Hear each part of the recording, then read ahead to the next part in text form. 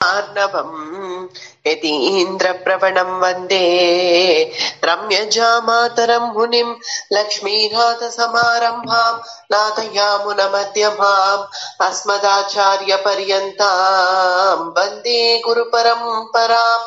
ஆச்சார்யன் திருவடிகளே சரணம். ஹரே ராமேதி கிருஷ்ணேதி நாம சங்கீர்த்தனம் சதா லோகக்ஷேமாய குர்வந்தம் பிரேமிகம் சத்குரும் பஜே. யத் பிரசாதேன வச்சசாம் பிரசாதாதி குணோதயः சாவிர்பவது வாக் தேவி மயி வாசா பிரசன்னயா. நாராயணம் நமஸ்கிருத்ய நரம் சைவ நரோத்தமம் தேவீம் சரஸ்வதீம் வியாசம் ததோ ஜெயமுதீரயேத். व्यासाय विष्णुरूपाय व्यासरूपाय विष्णवे नमो वै ब्रह्मनिधये वासिष्ठाय नमो नमः. कृष्णाय वासुदेवाय देवकी नन्दनाय च नन्दगोपकुमाराय गोविन्दाय नमो नमः.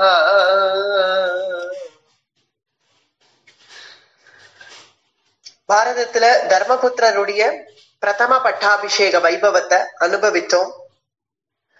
தர்மபுத்திரர் பட்டாபிஷேகமாகி இந்திரபிரஸ்தம் அப்படின்னு இப்ப இருக்கக்கூடிய டெல்லி, இந்த இந்திரபிரஸ்த நகரத்துல அதி ஆச்சரியமா ராஜ்ய பரிபாலனம் பண்ண போறார். அதுக்கான துவக்கமாக இந்த பட்டாபிஷேக மகோத்சவம் நடந்து முடிஞ்சது. கண்ணனே முன்னாடி நின்று பட்டாபிஷேகத்தை நடத்தி வச்சான் அப்படிங்கிற பரியந்தம் பார்த்தோம். பிறகு பட்டாபிஷேக ஊர்வலம் ஆன உடனே தர்மபுத்திரர் மறுபடியும் அரசபைக்கு திரும்பி வியாச பகவான விசேஷமா பூஜை பண்ணார். ஏன்னா வியாச பகவானாலதான் தனக்கு தௌமியர் அப்படிங்கிற குலகுரு கிடைச்சார். தௌமியராலதான் பகவான் இப்ப ஸ்ரீ கிருஷ்ணன் கிடைச்சார் அப்படிங்கிற பூர்ண நம்பிக்கை தர்மபுத்திரருக்கு இருக்கிறதுனால வியாச பகவான பூஜிச்சார், கொண்டாடினார். द्वैपायनम् च सम्पूज्य विसृज्य च नराधिपागा वार्ष्णेयम् अब्रवीद्राजा गन्तुकामम् कृतक्षणम्. द्वैपायनम् च सम्पूज्य, द्वैपायनர பூஜை பண்ணி அவரை கொண்டாடி கிருதஜ்ஞதையோட கண்ணில ஆனந்த பாஷ்பத்தோட வியாச பகவான பார்த்தார் தர்மபுத்திரர். பிறகு மனம் குளிர்ந்து வியாச பகவான் ஆசி கூறினார், யுதிஷ்டிரா, நீ ராஜ்ய பரிபாலனம் பண்ண போறாய். உனக்கு தர்மத்தை யாரும் சொல்லிக் கொடுக்க வேண்டியதில்லை, நீயே ஸ்வயமே தர்மபுத்திரன், நீ ஆச்சரியமா ராஜ்ய பரிபாலனம் பண்ணுவாய் அப்படின்னு அவருக்கு மனம் குளிர்ந்து ஆசிர்வாதம் பண்ணி பிறகு வியாச பகவான் அந்த க்ஷணத்திலேயே அந்தர்தானமானார். எல்லோரும் பட்டாபிஷேக வைபவம் பூர்த்தியான உடனேவே ஆங்காங்கே ராஜாக்கள் வந்திருந்தா. அங்கங்க பத்திரிக்கை அனுப்பிச்சிருந்தா இல்லையா, லோகம் பூரா பல தேசத்து ராஜாக்கள் சில பொது ஜனங்கள் எல்லாருமே இந்த பட்டாபிஷேக வைபவத்தை பார்க்கணும் அப்படிங்கிறதுக்காக வந்திருந்தார்கள். அவர்கள் எல்லாம் புறப்பட்டு போயாச்சு. அஸ்தினாபுரத்திலிருந்து வந்த பெரியவர்கள் எல்லாமும் தர்மபுத்திரனுக்கு மனம் குளிர்ந்து ஆசி கூறி அவனிடத்துல விடை பெற்றுட்டார்கள். பீஷ்மர், துரோணர், கிருபர், திருதராஷ்டிரன், அந்த கௌரவர்கள் எல்லாருமே கிளம்பி போயாச்சு. ஆனால் கிருஷ்ணனை மட்டும் கிளம்ப விட மாட்டேங்கிறார் யுதிஷ்டிரர். கிருஷ்ணனை ஒவ்வொரு நாளும் வந்து, அண்ணா நான் இன்னைக்கு வேணா கிளம்பட்டமா அப்படின்னு கேட்கிறான். என்ன அவசரம் கிருஷ்ணா, இன்னொரு 2 நாள் ஆகட்டுமே அப்படின்னு சொல்லி சொல்லி சொல்லி ஒரு மாச காலம் தங்க வச்சுட்டார் கிருஷ்ணனை மட்டும். இன்னைக்காவது கிளம்புறேனே அண்ணா அப்படின்னு கிருஷ்ணன் வந்து சொல்வான். என்ன அவசரம் கிருஷ்ணா, நாளைக்கு போலாமே, இன்னைக்கு என்ன, இன்னைக்கு வேண்டாம் நாளைக்கு போலாம் அப்படின்னு ஏதாவது ஒரு காரணம் சொல்லி கிருஷ்ணனை தங்க வச்சுட்டார். ஏன்னா கிருஷ்ணனை விடுறதுக்கு இஷ்டம் இல்ல தர்மபுத்திரருக்கு. இத கவனிச்ச கிருஷ்ணன், இது நம்ம போய் கேட்டுட்டு இருந்தா இனி இவர் விடை கொடுக்க மாட்டார், நமக்கு நம்மளா கிளம்பிட வேண்டியதுதான் அப்படின்னு முடிவு பண்ணி அன்னைக்கு பகவான் கிளம்பணும் அப்படின்னு சங்கல்பிச்சுண்டு தாருகன்ட்ட சொல்லிட்டா. தாருகன் தான் கிருஷ்ணனுடைய சாரதி. தாருகன் கிட்டக்க, தாருகா நீ ரதத்தை தயாராவை, நான் தர்மபுத்திர அண்ணாட்ட சொல்லிட்டு நான் வந்துடுறேன், இன்னைக்கு நம்ம கிளம்புறோம் துவாரகைக்கு. ஏன்னா இப்படியே போயிட்டு இருந்தா 1 மாச காலம் ஆச்சு, அண்ணாவோ நம்மள விடவே மாட்டேங்கிறார். இது சரிப்பட்டு வராதேன்னு பலதேவர் கூட போய் சேர்ந்தாச்சு துவாரகைக்கு. அவர் அங்கேருந்து பட்டோலை கூட அனுப்பிச்சிட்டார். என்ன கிருஷ்ணா நீ வரதா இருக்கியா துவாரகைக்கு, இல்ல அங்கே இருக்க போறியா அப்படின்னு பட்டோலை வேற அனுப்பிட்டார். நான் போய் ஆகணும், நான் தர்மபுத்திரர்கிட்ட ஒரு வார்த்தை நான் கிளம்புறேன் அப்படிங்கிற செய்தியை மட்டும் சொல்லிட்டு வரேன், அவர்கிட்ட நான் அனுமதி கேட்க போறது இல்லை அப்படின்னு சொல்லி கிருஷ்ணன் எல்லாத்தையும் தயாரா வைக்க சொல்லிட்டான். பிறகு அரசபையில தர்மபுத்திரர் உட்காந்து இருக்கறச்சே, வா கிருஷ்ணா உனக்காக தான் காத்துட்டு இருக்கேன், இப்படி உட்காரு, நான் உங்ககிட்ட கொஞ்சம் நம்ம பேசலாம் இந்த ராஜரீகத்துல அப்படின்னு ஆரம்பிக்கிறார் தர்மபுத்திரர். அண்ணா போறோம் நீ என்னை இங்கேயே இருக்க வைக்கணும்னு முடிவு பண்ணிட்டியா? நான் இன்னைக்கு கிளம்புறதாக முடிவு பண்ணிட்டேன்.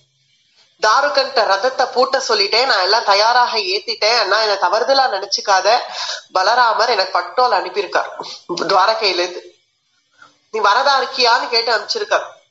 அதனால நான் போயே ஆகணும், என்ன நிர்பந்திக்காத அண்ணா. நான் எங்க போயிட போறேன்? துவாரகை இங்கதானே இருக்கு. நான் அடிக்கடி நான் இங்க வரேன், எனக்கு விடை கொடுங்கள், நான் கிளம்புறேன் அப்படின்னு உடனே இப்படி திகச்சு போய் பாக்குறார் தர்மபுத்திரன். மனசு சுருங்கி போச்சு கிருஷ்ணன் கிளம்புறேன் அப்படின்னு சொன்னதும்.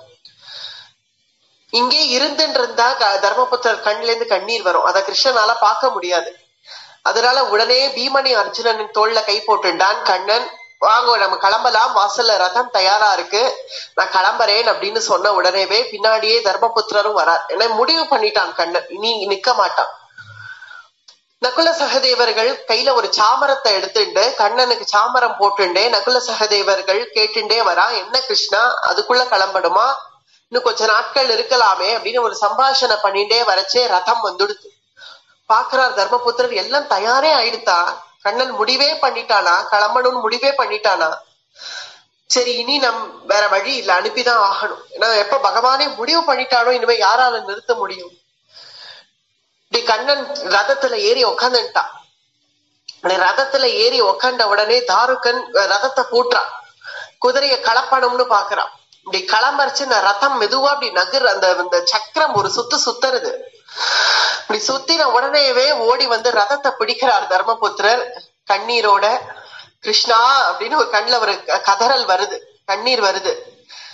இந்த ரதத்தை பிடிச்சுண்டே ஒரு சில வார்த்தைகள் தர்மபுத்திரர் சொல்லிண்டே கை குபிச்சுன்னு அந்த ரதத்தோட மெதுவா நடக்கிறார் தர்மபுத்திரர்.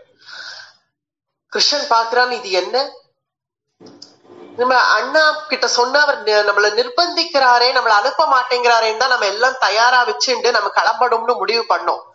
இப்படி கிளம்புற சமயத்திலயும் இப்படி ரதத்தோடவே கூட நடந்து வராரு. ஒரு தர்ம தேவதை ஒரு பட்டாபிஷித்தனான ராஜா அவரே கீழே நடந்து வரச்சே நாம் இப்படி ரதத்துல நின்றுட்டு போறதா அப்படின்னு உடனே சல்லுன்னு பகவான் ரதத்துல இருந்து கீழே குதிச்சுட்டான். கீழே குதிச்சுட்டு தர்மபுத்திரர் ஆலிங்கனம் பண்ணிட்டான். அண்ணா வருத்தப்படாத என்ன கிளம்ப விடு, வருத்தப்படாத அப்படின்னதும் தர்மபுத்திரர் கண்ணனை பார்த்து சொல்றார், தவ பிரசாதாத் வார்ஷ்ணேய ராஜ்யம் பிராப்தம் மயானகா பிரசாதா தேவ தேவீரா சூன்யம் ராஷ்டிரம் சுதுர்கமம் தவைவ து பிரசாதேன ராஜ்யஸ்தாஸ்ச மகாபதே கதேஸ்த்வ மந்தகாலே ச பாண்டவானாம் து மாதவா. ஏ மாதவா, தவ பிரசாதாத் வார்ஷ்ணேயா, உன்னுடைய பிரசாதம், தவ பிரசாதாத் வார்ஷ்ணேயா, உன்னுடைய பிரசாதத்துல இன்னைக்கு நான் வாழறேன். நீ எனக்கு கொடுத்தது இதெல்லாம், இந்த ராஜ்யம், இன்னைக்கு எனக்கு பட்டாபிஷேகமா இந்த 1 மாச காலமா நான் அரசாட்சி பண்ணிட்டு இருக்கேனே, இது எல்லாம் என்னுடைய கஜானா, என்னுடைய தனம் எல்லாம் எனக்கு நீ கொடுத்தது. தவ பிரசாதாத் வார்ஷ்ணேயா, என் ஜன்மாவில நான் இனி நினைச்சு பார்க்கல கண்ணா, எனக்கு இந்த மாதிரி ஒரு ராஜ்யம் அமையும்னோ, அல்லது எனக்கு நல்லபடியாக எங்கள் எல்லாருக்கும் திரௌபதி கூட விவாகம் ஆகும்னோ, அல்லது நாங்கள் இந்த மாதிரி ராஜ்ய பரிபாலனம் பண்ணி நாங்களும் ராஜாக்கள் தான் அப்படின்னு எங்களால நிரூபிக்க முடியும்னோ நான் என் கனவுல கூட நினைச்சு பார்க்கல. ஏன்னா நான் எப்படி இருந்தேன், என் நிலைமை எல்லாருக்கும் தெரியுமே, நான் எப்படி இருந்தேன். அந்த நிலைமையில இருந்த இப்படி என்னையும் ஒரு ஆளாக்கி எனக்கு ராஜ்யத்தை கொடுத்து எனக்கு விவாகம் பண்ணி வச்சு எனக்கு ராஜ்யாபிஷேகமும் நீயே உன் கையால பண்ணி வச்சு எனக்கு ஒரு பிராதான்யம் கொடுத்துட்ட, நானும் ஒரு ஆள் தான் அப்படின்னு நிரூபிக்க வச்சுட்டேன். இதெல்லாம் என் கையில என்ன இருந்தது, எனக்கு என்ன நிலம் கொடுத்தாரு என்னுடைய பெரியப்பா, காண்டவனமும் இந்திரபிரஸ்தமும், அதுவும் எல்லாம் பாலை நிலம். அத உன்னுடைய கடைக்கண்ணால உன்னுடைய பார்வையினால அதை பூர்ணமா மாத்தி எனக்கு ஒரு ராஜ்யத்தையும் கொடுத்து என்னை வாழ வச்சியே, என்னை வாழ வச்ச தெய்வம் இன்னைக்கு நீ கிளம்புறேங்கிற.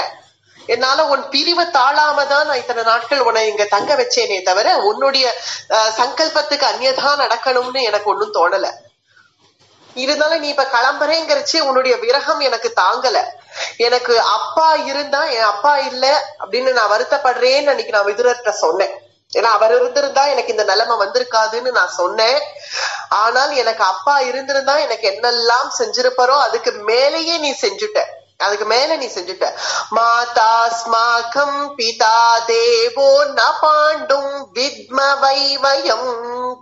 என்னுடைய பாண்டு அப்பாவை நான் சின்ன வயசுலயே காலகதி அடைஞ்சிட்டார். அவரை நான் பார்த்திருக்கேன், ஆனா அவர் என் நினைவுல இல்ல. நானும் இப்போ சின்ன குழந்தை தானே, அவர் என் நினைவுல இல்ல. ந பாண்டும் வித்ம வைவயம் ஞாத்வாதோ கிருத்யம் கர்த்தவ்யம் காரயஸ்வ பவான் ஹினஹ யதிஷ்ட மனோ மந்தவ்யம் பாண்டவானாம் த்வயானக. என்னுடைய அப்பா இருந்திருந்தா எனக்கு என்னெல்லாம் செஞ்சிருப்பாரோ அதெல்லாம் நீ செஞ்ச, அதுக்கு மேலேயே செஞ்சுட்ட. இன்னும் சொல்ல போனா எனக்கு தாயார் தந்தை எனக்கு தெய்வம் எல்லாம் நீதான். மாதா ஸ்மாகம் பிதா தேவோ எல்லாம் எனக்கு நீதான். எங்களை விட்டுடாத பிரபு, எங்களை கை விட்டுடாத. நீ ஏதோ துவாரகைக்கு கிளம்பி போறேன்னு போற, அங்க போயிட்டு அப்படியே போயிடுவியா கண்ணா? இனிமே இங்க வரவே மாட்டியா? இனிமே எங்களை பார்க்க வரமாட்டியா? எங்களை கை விட்டுடாத, அப்படிலாம் உன்னை பிரிஞ்சு எங்களால இருக்க முடியாது அப்படின்னு கதர்றார் தர்மபுத்திரர். பிறகு சொல்றார், இனி பாண்டவர்கள் உன்னுடையவர்கள், நாங்கள் தனி இல்ல. இனி உன்னை சேர்ந்தவர்கள் நாங்கள். உன்னை சரணாகதி பண்ணிட்டோம், இனி நாங்கள் உன்னை சேர்ந்தவர்கள். பாண்டவானாம் த்வயானகா, உன்னுடையவர்கள் இனி பாண்டவர்கள். எங்கள் குடும்பத்தை இனி வழி நடத்த போறவன் நீதான். எங்களுக்கு எல்லாமாகவும் இருக்க வேண்டியவன் நீதான். அப்பப்ப வருவல்ல, என்னை பார்க்க வருவல்ல, என்னை விட்டுட மாட்டியே அப்படின்னு தர்மபுத்திரர் அழறார். கண்ணனுக்கும் கண்ணுல கண்ணீர் வந்துடுது. இந்த மாதிரி தர்மபுத்திரர் பேசினதும் மறுபடியும் ஆலிங்கனம் பண்ணிட்டான். அண்ணா, என்ன வருத்தப்பட வைக்காது, என்ன அழ வைக்காது, இந்த மாதிரி எல்லாம் பேசி. எனக்கு உங்கள் 5 பேர் மேல இருக்கிற பாசம் எத்தகையதுன்னு உனக்கே தெரியும். உங்கள் 5 பேர் மேல நான் என் உயிரை வச்சிருக்கேன். எனக்கு நீங்கள் தான் முக்கியம், எனக்கு வேற ஒண்ணுமே முக்கியம் இல்ல. எனக்கு துவாரகையோ அல்லது எனக்கு எதுவுமே முக்கியம் இல்ல. எனக்கு நீங்கள் தான் முக்கியம், எனக்கு பாண்டவர்கள் தான் முக்கியம். நான் அவ்வளவு உயிரை வச்சிருக்கேன் உங்கள் மேல. நான் எங்க போறேன்? துவாரகை எங்க இருக்கு? இங்கதானே இருக்கு. நீங்கள் நினைச்சாலும் வந்து என்ன பார்க்கலாம். நானும் அப்பப்ப வந்து உங்களை பார்ப்பேன். இனி நம் 2 குடும்பமுமே அங்க பாதி இங்க பாதின்னு தான் இருக்க போறது. இனிமே நான் இங்க வரதோ அல்லது நீங்கள் அங்க வரதோ இது எப்பவும் இனி நடக்கத்தான் போறது. அதனால அங்கேயும் ஒரு சில வேலைகள் இருக்கு. தேவகி அம்மா எனக்காக காத்துட்டு இருப்பா, ரோஹிணி அம்மா காத்துட்டு இருப்பா, வசுதேவர் அப்பா எனக்காக காத்துட்டு இருக்கா. நான் அவர்களையும் போய் பார்க்கணும் இல்லையா? நீங்கள் எனக்கு முக்கியம் தான், ஆனா அவர்களும் முக்கியம். நான் அவர்களையும் போய் பார்க்கணும். அதுக்காக தான் நான் விடை கேட்கிறேனே தவிர உங்களை கஷ்டப்படுத்தணும்னோ உங்களுக்கு தவிப்ப கொடுக்கணும்னு எல்லாம் நான் நினைக்கல. நான் போறேனே தவிர நீங்களே பாருங்கள், அடுத்த 10வது நாள் நானே இங்க வந்து இருக்க போறேன் அல்லது நீங்கள் அங்க வந்து இருக்க போறேன், அவ்வளவுதானே. அதெல்லாம் அழுதெல்லாம் எனக்கு விடை கொடுக்க கூடாது. நீங்கள் சந்தோஷமா உங்களுடைய சிரிச்ச முகத்தை பார்த்துட்டு நான் கிளம்பணும். உங்களுடைய அழுக முகத்தை பார்த்துட்டு நான் கிளம்பினா அதுவே என் மனசுல இருக்கும். சிரிச்சு எனக்கு விடை கொடுங்கள் அப்படின்னு கிருஷ்ணன் சொன்னதும் உடனே கண்ணை தொடச்சுட்டார் தர்மபுத்திரர். கண்ணா, போயிட்டு வா, போயிட்டு வா, எனக்காக நீ வருத்தப்பட வேண்டாம், நீ போயிட்டு வா, சீக்கிரமா வா, உனக்காக நான் காத்துட்டு இருப்பேன், அப்பப்ப நீங்க வரணும் அப்படின்னு மட்டிலும் தர்மபுத்திரர் சொல்லி விடை கொடுத்துட்டார். இவரை சமாதானம் பண்றதுதான் பெரிய விஷயம். அத பண்ணிட்டோம் அப்படின்னு ஒரு திருப்தி அடைஞ்சிட்டான் கண்ணன். பிறகு கூடவே திரௌபதியும் வந்திருக்காள் வெளியில. திரௌபதிய பார்த்ததும் கிருஷ்ணன், கிருஷ்ணே, பட்டாபிஷித்தையான ராணி நீ இப்படி வெளியில வந்து நிக்கிறதா? எனக்கு விடை கொடு, நான் புறப்படுறேன். உன்கிட்டக்க சொல்லிண்டா தர்மபுத்திரருக்கு சொன்ன அதே நிலைமைதான், நீயே நான் அனுப்ப மாட்டேன். அதனாலதான் நான் புறப்பட்டுட்டேனே தவிர நான் இப்ப நீங்க வந்திருக்கிறதுனால சொல்றேன், எனக்கு விடை கொடு, நான் கிளம்புறேன். திரௌபதியும் அதேதான் சொல்றாள். அடிக்கடி நீங்கள் இங்க வாருங்கள், உங்களை நான் பார்க்கணும். என்னுடைய சகோதரன் திருஷ்டத்யும்னன் மேல நான் எவ்வளவு பாசம் வச்சிருக்கேனோ அதை விட அதிகமாகவே நான் உங்கள் மேல வச்சிருக்கேன்.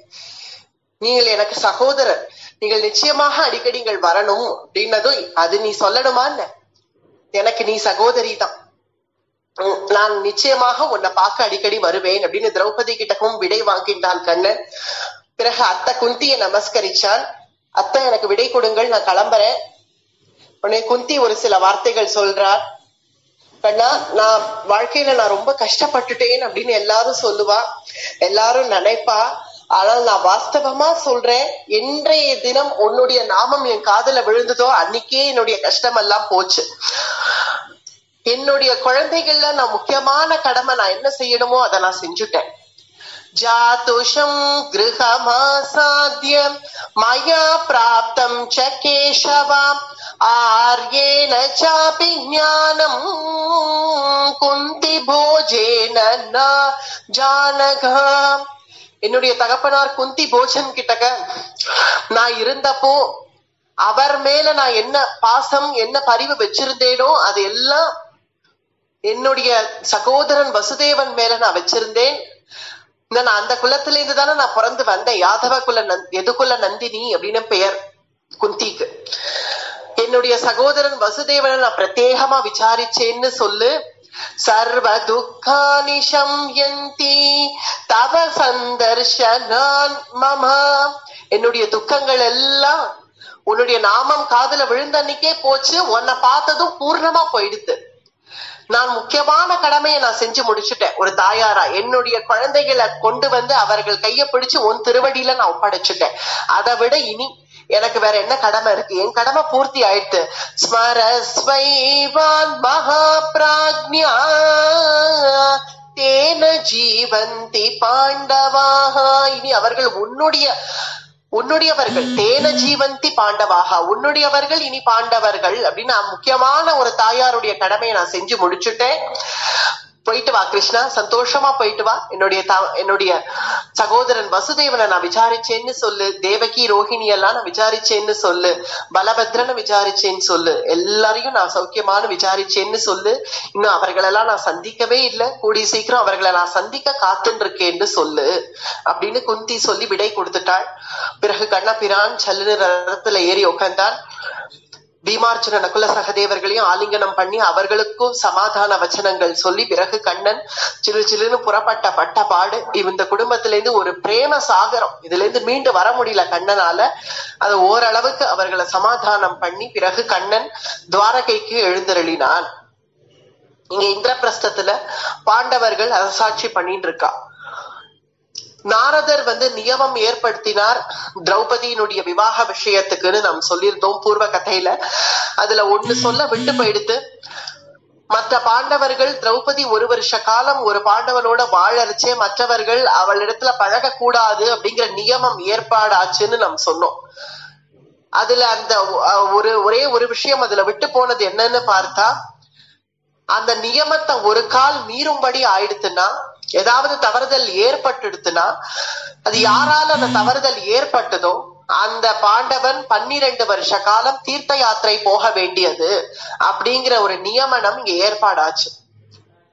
அது மனசுல வச்சுட்டுதான் பாண்டவர்கள் ஜாக்கிரதையாக இருக்கார்கள். இப்ப இது தர்மபுத்திரரோட திரௌபதி வாழற காலம். அது தர்மபுத்திரரோட வாழ்ந்துட்டு இருக்கக்கூடிய சமயத்துல ஆனா ஒரு அர்த்த ராத்திரி சமயம் இந்திரபிரஸ்தத்துல அர்த்தராத்திரிக்கு வாசல்ல ஒரு பிராமணர் கத்துன்னு கத்துறார். இங்க யாரு இங்க இருக்கா உள்ள? இங்க அரசாட்சி நடக்கிறதா? இங்க நியாயான்யாயமே இல்லையா? உங்க ராஜ்யத்துல திருடு போயிட்டு இருக்கு. ராஜாக்கள்லாம் என்ன நிம்மதியா தூங்கிட்டு இருக்கேளே அப்படின்னு வாசல்ல ஒரு குரல், ஒரு கத்தல் கேக்குறது. ஏன்னா அந்த காலத்துல அவ்வளவு சுவாதந்திரியம் இருந்திருக்கு. நம்ம ஆத்துல ஏதாவது திருட போயிட்டாலோ அல்லது ஏதாவது ஒரு பிரச்சனைனாலோ நேர ராஜா கிட்டக்க கேள்வி கேட்கலாம். அவ்வளவு சுவாதந்திரியம் இருந்திருக்கு அப்போ அந்த காலங்கள்ல, துவாபர யுகத்துல. நம்மளுடைய சரித்திரங்கள்ல கேட்கிறான், இங்க நஷ்டமாயிடுத்து என்னுடைய பொருள் எல்லாம், என்னுடைய பசுவை காணோம். ஒரு அந்தனருக்கு ஒரு பசுவை காணோம்னா எவ்வளவு பெரிய இழப்பு அது. உங்கள் ராஜ்யத்துல யாரோ திருடிட்டார்களே, இத கேட்பாரே இல்லையா அப்படின்னு வாசல்ல ஒரு குரல், ஸ்பீக்கர் இல்லாம ஒரு குரல் ஓயாம கத்துறது. அர்த்த ராத்திரி எல்லாரும் உறங்கிட்டார்கள். இந்த சமயத்துல அர்ஜுனன் மட்டும் இது என்ன சத்தம்னு எழுந்து இப்படி வெளியில பாக்குறான். என்ன ஆச்சு சுவாமி, வாருங்கள், இன்னும் அர்த்த ராத்திரிக்கு வந்திருக்கேளே, யார் நீங்கள்? யாராவது உன்னுடைய தேசத்துல வாழ்ந்துட்டு இருக்கேனே ஒரு பிரஜை, தெரியலையா என்ன? சுவாமி, ஒவ்வொருத்தரையும் தெரியுமா எங்களுக்கு? ஒவ்வொருத்தரையும் இது யாரு அது யாருன்னு தெரியுமா? நீங்கள் யாருன்னு அறிமுகப்படுத்தின்றாதானே தெரியும். சரி சொல்லுங்கள், என்ன விஷயம்? உங்க ராஜ்யத்துல திருடு போயிடுத்து. இவ்வளவு நேரம் கத்தினேனே, உன் காதுல விழலையா? நல்ல என்ன ஆழ்ந்த உறக்கமா உனக்கு? அர்ஜுனன் தானே நீ? ஆமா, நான் அர்ஜுனன் தான். வச்சுட்டு இருக்கிய கையில தனுசு வச்சுட்டு என்ன பண்ணிட்டு இருக்க? அழகு பார்த்துட்டு இருக்கியா? என்னுடைய பசுவை காணோம், நான் எவ்வளவு தவிச்சு போய் வந்திருக்கேன் தெரியுமா? என்ன சுவாமி, சரி இங்கதான் எங்கேயாவது இருக்கும் பாருங்கள். திருடாவது தர்மபுத்திரருடைய ஆட்சியில திருடா, இத நம்பவே முடியாது என்னால. அப்படி எதுவும் இருக்காது. நாங்கள் ஜாக்கிரதையா ராஜ்ய பரிபாலனம் பண்ணிட்டு இருக்கோம். ஒரு திருடர்கள் இங்க நிச்சயமா இருக்க மாட்டா. நிச்சயமா நான் சொல்றேன் சுவாமி, உங்களுடைய பசு திருடெல்லாம் போயிருக்காது. நீங்க எங்கேயாவது இங்கதான் இருக்கும், போய் பாருங்கள் ஒரு தடவை. இல்ல சொல்றேன், இல்ல நிஜமாவே திருடுதான் போயிருக்கு. யாரோ திருடிட்டார்கள். நானும் சாயங்காலத்துல இருந்து தேடி பார்த்துட்டேன். நீ எனக்கு உதவி பண்ண போறியா? இல்ல மகாராஜா எங்க? மகாராஜாவை கூப்பிடுங்கள், நான் தர்மபுத்திரரை பார்த்து நான் கேட்கணும், கேள்வி கேட்கணும் அப்படின்னதும் வேண்டாம், அவரை தொந்தரவு பண்ணாது. இந்த மாதிரி விஷயத்துக்குள்ள அவரை தொந்தரவு பண்ண வேணாம், நானே வரேன். நான் வந்து உங்களுடைய பசுவை முதல்ல தேடி கொடுத்துட்டு எனக்கு அடுத்த வேலை இருங்கள், இதோ வரேன் அப்படின்னு போய் ஆயுதத்தை எடுக்கணும். ஏன்னா எப்போதுமே ராஜாக்கள் யாராவது இந்த மாதிரி வெறுமை கூட ஏதாவது சொல்லி கூட்டுண்டு போய் யுத்தம் பண்ண ஆரம்பிச்சுடுவா. அதனால எப்போதும் தற்காப்புக்கு கையில ஆயுதம் இருக்கணும். தன்னுடைய தனுசு எங்க அப்படின்னு தேடிட்டு இருக்கான் அர்ஜுனன். எங்க வச்சோம் எங்க வச்சோம் எங்க காணோம், சமயத்துக்கு கிடைக்க மாட்டேங்கிறது. அவர் வேற அங்க வந்து அவசரப்படுறாரே, தனுசு எங்க போச்சோ அப்படின்னு தேடின்றே இருக்கிறச்சே, அடடா தர்மபுத்திரருடைய அறையில வச்சுட்டோமே நம்மளுடைய தனுச, அங்க போய் எடுக்கணுமே. இனி இப்ப அர்த்த ராத்திரி ஆயிடுத்து, அண்ணா தூங்கி இருப்பாரோ என்னவோ, அவரை போய் தொந்தரவு பண்ண வேண்டாம், நம்மளே கதவை திறந்துட்டு போய் எடுத்துன்னு வந்துருவோம் அப்படிங்கிற முடிவுக்கு அர்ஜுனன் வந்துட்டான். ஆனால் இவரோ, என்ன அர்ஜுனா வரியா இல்ல நான் கிளம்பட்டுமா, இல்ல உங்க ராஜாவை கூப்பிடுறியா அப்படின்னது. இருங்க சுவாமி ஒரு நிமிஷம், கத்தாதீங்க, இதோ வந்துடுறேன் அப்படின்னு உடனே ஓடினான் அர்ஜுனன். ஓடி அந்த அறைய திறந்துட்டான். தர்மபுத்திரருடைய கதவை பட்டுன்னு ஒரு திறந்தான். பார்த்தா ஏகாந்தமா தர்மபுத்திரர் திரௌபதி கூட உட்கார்ந்து இருக்காருங்க. அந்த சமயத்துல உடனே அர்ஜுனன் கதவை திறந்த உடனே, ஆயுதானி சயத்ராசன் பாண்டவானாம் மகாத்மனாம் கிருஷ்ணாய சஹ தத்ராஸ்தே தர்மராஜோ யுதிஷ்டிரஹ கிருஷ்ணாய சஹ தத்ராஸ்தே. கிருஷ்ணான திரௌபதி. கிருஷ்ணாய சஹ தத்ராஸ்தே தர்மராஜோ யுதிஷ்டிரஹ. கிருஷ்ணான்னு சொல்லக்கூடிய அந்த திரௌபதியோட கூட ஏகாந்தமா தர்மபுத்திரர் அங்க உட்காந்து சம்பாஷணை பண்ணிட்டு இருக்கார். இப்படி பட்டுன்னு இப்படி கதவை திறந்த உடனேவே அர்ஜுனன் அடடா அப்படின்னு உடனே தலையை குனிஞ்சுட்டான். தூங்கிருப்பார்னு நினைச்சோமே, தூங்கல போல இருக்கே, கதவை தட்டிருக்கலாமோ என்னவோ அப்படின்னு உடனே தலையை குனிஞ்சுட்டான் அர்ஜுனன். தலை குனிஞ்சபடியே உள்ள நுழைஞ்சு தன்னுடைய தனுசையும் தன்னுடைய அம்புகள் எல்லாம் எடுத்துக்கிறான். தர்மபுத்திரர் கேட்கிறார், என்ன அர்ஜுனா என்ன ஆச்சு, என்ன விஷயம் அப்படின்னு தர்மபுத்திரர் விசாரிக்கிறார். அர்ஜுனன் சொல்றார், அண்ணா மன்னிச்சுக்கோங்க, ஒன்னும் இல்ல, என்னுடைய தனுசை இங்க உங்களுடைய அறையில வச்சுட்டு போயிட்டேன், தவறுதலாக மன்னிக்கணும் தொந்தரவு பண்ணதுக்கு அப்படின்னு உடனே அந்த தனுசை எடுத்துட்டு தலை குனிஞ்சபடியே அப்படியே வெளியில போயிட்டான். கதவையும் சாத்தி விட்டுட்டு போயிட்டான் அர்ஜுனன். பிறகு பாருங்கள் சுவாமி, என்ன வந்துட்டேன், என்ன வர்ணம் உங்களுடைய பசு சொல்லுங்கள், சிகப்பா கருப்பா வெள்ளையா எப்படி இருக்கும் உங்களுடைய பசு சொல்லுங்கள்னு அவர் ஏதோ ஒரு வர்ணம் சொன்னார். அவன் போய் தேடி தேடி பார்த்து அங்க அலைஞ்சு இங்க அலைஞ்சு அது சரியா கட்டல, எங்கேயோ மேய்ஞ்சின்னு இருந்தது. அதை எடுத்துன்னு வந்து காமிச்சான். இதுதானே உங்களுடைய பசு? ஆமா இதுதான் கிடைச்சிடுத்து அப்பாட அப்படின்னு அவர் சந்தோஷப்பட்டார். நீங்கள் சரியா கட்டல, சரியா கட்டுங்கள், அது அறுத்துட்டு போயிடுது, அது அங்கதான் மேய்ஞ்சின்னு இருக்கு, அதை விட்டுட்டு தர்மபுத்திரர் ஆட்சியிலையா திருடன் அந்த வார்த்தை இனிமே சொல்லாதீர்கள் அப்படின்னு சொல்லி அந்த பசுவை ஒப்படைச்சிட்டு பிறகு தன்னுடைய அந்தப்புறத்துல வந்து விசிராந்தி எடுத்துட்டான் அர்ஜுனன். மறுநாள் காலமே பொழுது விடிஞ்சது. தர்மபுத்திரர் அரசபையில உட்காண்டிருக்கார். அர்ஜுனன் வந்து நமஸ்கரிக்கிறான் தர்மபுத்திரரை. அண்ணா என்னை மன்னிச்சுக்கோங்க, நேற்று தினம் தெரியாதனமாக தவறுதல் ஏற்பட்டுடுது, நான் நீங்கள் தூங்கிருப்பீர்கள் நினைச்சேன், அதனால கதவை நானே திறந்துன்னு வந்துட்டேன், நான் தட்டிட்டு வந்திருக்கலாம், என்னுடைய தவறுதல் தான், இதை எனக்கு க்ஷமாபணம் பண்ணிக்கணும் அப்படின்னு உடனே பரவாயில்ல அர்ஜுனா நான் மன்னிச்சுட்டேன், அதை நான் பெருசா எடுத்துக்கல விடு அப்படின்னார் தர்மபுத்திரர். அண்ணா எனக்கு விடை கொடுங்கள், நான் புறப்படுறேன் தீர்த்த யாத்திரைக்கு, 12 வருஷம் தீர்த்த யாத்திரைக்கு நான் புறப்படுறேன். ஏன் அர்ஜுனா ஏனாவது என்ன அண்ணா, உங்களுக்கு புரியலையா, நமக்கு என்ன நியமம் இங்க ஏற்பாடாயிருக்கு, நீங்கள் திரௌபதி கூட உட்காந்து ஏகாந்தமா பேசிட்டு இருக்கிற சமயத்துல உங்களுடைய அனுமதி இல்லாம நான் உங்கள் அறைக்குள்ள வந்திருக்க கூடாது, அது தவறுதல் தானே, நான் அந்த நம்ம நியமப்படி நான் 12 வருஷம் தீர்த்த யாத்திரை நான் புறப்பட வேண்டியதுதான், எனக்கு விடை கொடுங்கள், நான் கிளம்புறேன். இது ஒரு பரீட்சை அர்ஜுனனுக்கு. தர்மபுத்திரர் சொல்றார், அர்ஜுனா நீ தீர்த்த யாத்திரையெல்லாம் ஒன்னும் போக வேண்டாம். நான் உனக்கு யாரு? தமையன் தானே, உன்னுடைய அண்ணன் தானே, உனக்கு நான் தகப்பனார் ஸ்தானம். அண்ணானாலே ஒரு தகப்பனார் ஸ்தானம் தான். ஒரு தகப்பனாரும் தாயாரும் ஒரு அறையில உட்காந்து பேசின்றதா ஒரு குழந்தை உள்ள நுழைஞ்செடுத்துங்கிறதுக்காக அதை தீர்த்த யாத்திரைக்கு அனுப்புவா. அதனால இத பெரிய விஷயமாக நீ எடுத்துக்க வேண்டாம், விட்டுடு, இந்த மறந்துடு, நீ போய் வேலையை பாரு அப்படின்னு சொல்றார் தர்மபுத்திரர். நம்ம சம்பிரதாயத்திலேயே இது ஒரு கதை உண்டு. பராசர பட்டர் பந்து விளையாடின்னு இருக்கார். இப்ப ரங்கநாதரும் ரங்கநாயகி தாயாரும் ஏகாந்தமா இருக்கக்கூடிய சமயம் தெர போட்டாச்சு. பட்டர்னுடைய பந்து உள்ள போய் அந்த தரைக்கு அந்தண்ட பக்கம் உள்ள போய் விழுந்தெடுத்து இந்த பந்தை எடுக்கணும் அப்படிங்கிறதுக்காக பராசர பட்டர் உள்ள நுழைஞ்சிடவே இருக்கிறவர்கள்லாம் அவனை வெசி அனுப்பிச்சார்கள். இது என்ன இந்த சமயத்துல தெர போட்டாச்சு, இப்ப போய் உள்ள போகிறதா அப்படின்னு அவனை திட்டி அனுப்பின உடனேவே ரொம்ப வாடின முகத்தோட கூட பட்டர் வெளியில புறப்பட்டு வந்துட்டார். பராசர பட்டர் வாடிய முகத்தோட போறத பார்த்த ரங்கநாயகி தாயாருடைய முகம் சுருங்கி போயிடுத்து. தாயாருடைய முகம் சுருங்கினதுனாலேயே பெருமாளுடைய முகமும் சுருங்கிடுத்து. அர்ச்சகர்களுக்கு தெரியும் பெருமாள் நம்மளுடைய திருவாராதனத்துல ஏத்துக்கிறாரா இல்லையா அப்படிங்கிறது தெரியும். பெருமாளுடைய முகம் சுருங்கி இருக்கவே என்ன அபராதம் பண்ணோமோ அப்படின்னு இங்க இருக்கிறவர்கள்லாம் நினைக்க, அர்ச்சக முகேன எனக்கு பராசர பட்டரை அழைச்சிண்டு வாரும் அப்படின்னு சொன்ன உடனே அந்த பட்டரை அழைச்சிண்டு வந்து உள்ள விடவே பெருமாள் பார்த்து கேட்கிறார், நீங்கள் உள்ள வரச்சே என்ன நினைச்சுண்டு வந்தீர்? இவர்கள்லாம் வெளியில போ அப்படின்னு திட்டின அனுப்பரிச்சே என்ன நினைச்சுண்டு போனீர் அப்படின்னு பெருமாள் கேட்கிறார். பராசர பட்டர் சொல்ற பதில் நான் உள்ள வரச்சே என்னுடைய கூரத்தாழ்வானும் ஆண்டாள் அம்மையும் இருக்கார்கள் அப்படின்னு நினைச்சுட்டு உள்ள வந்தேன். வெளியில போ அப்படின்னு இவர்கள்லாம் திட்டி அனுப்பின உடனே யாரோ பெருமாளும் பிராட்டியும் இருக்கா அப்படின்னு நினைச்சுட்டு போனேன். நீங்கள் முன்பு போலவே நீங்கள் நினைக்கலாம் அப்படின்னு ரங்கநாதர் பதில் சொன்னதாக நம் சம்பிரதாய கதை.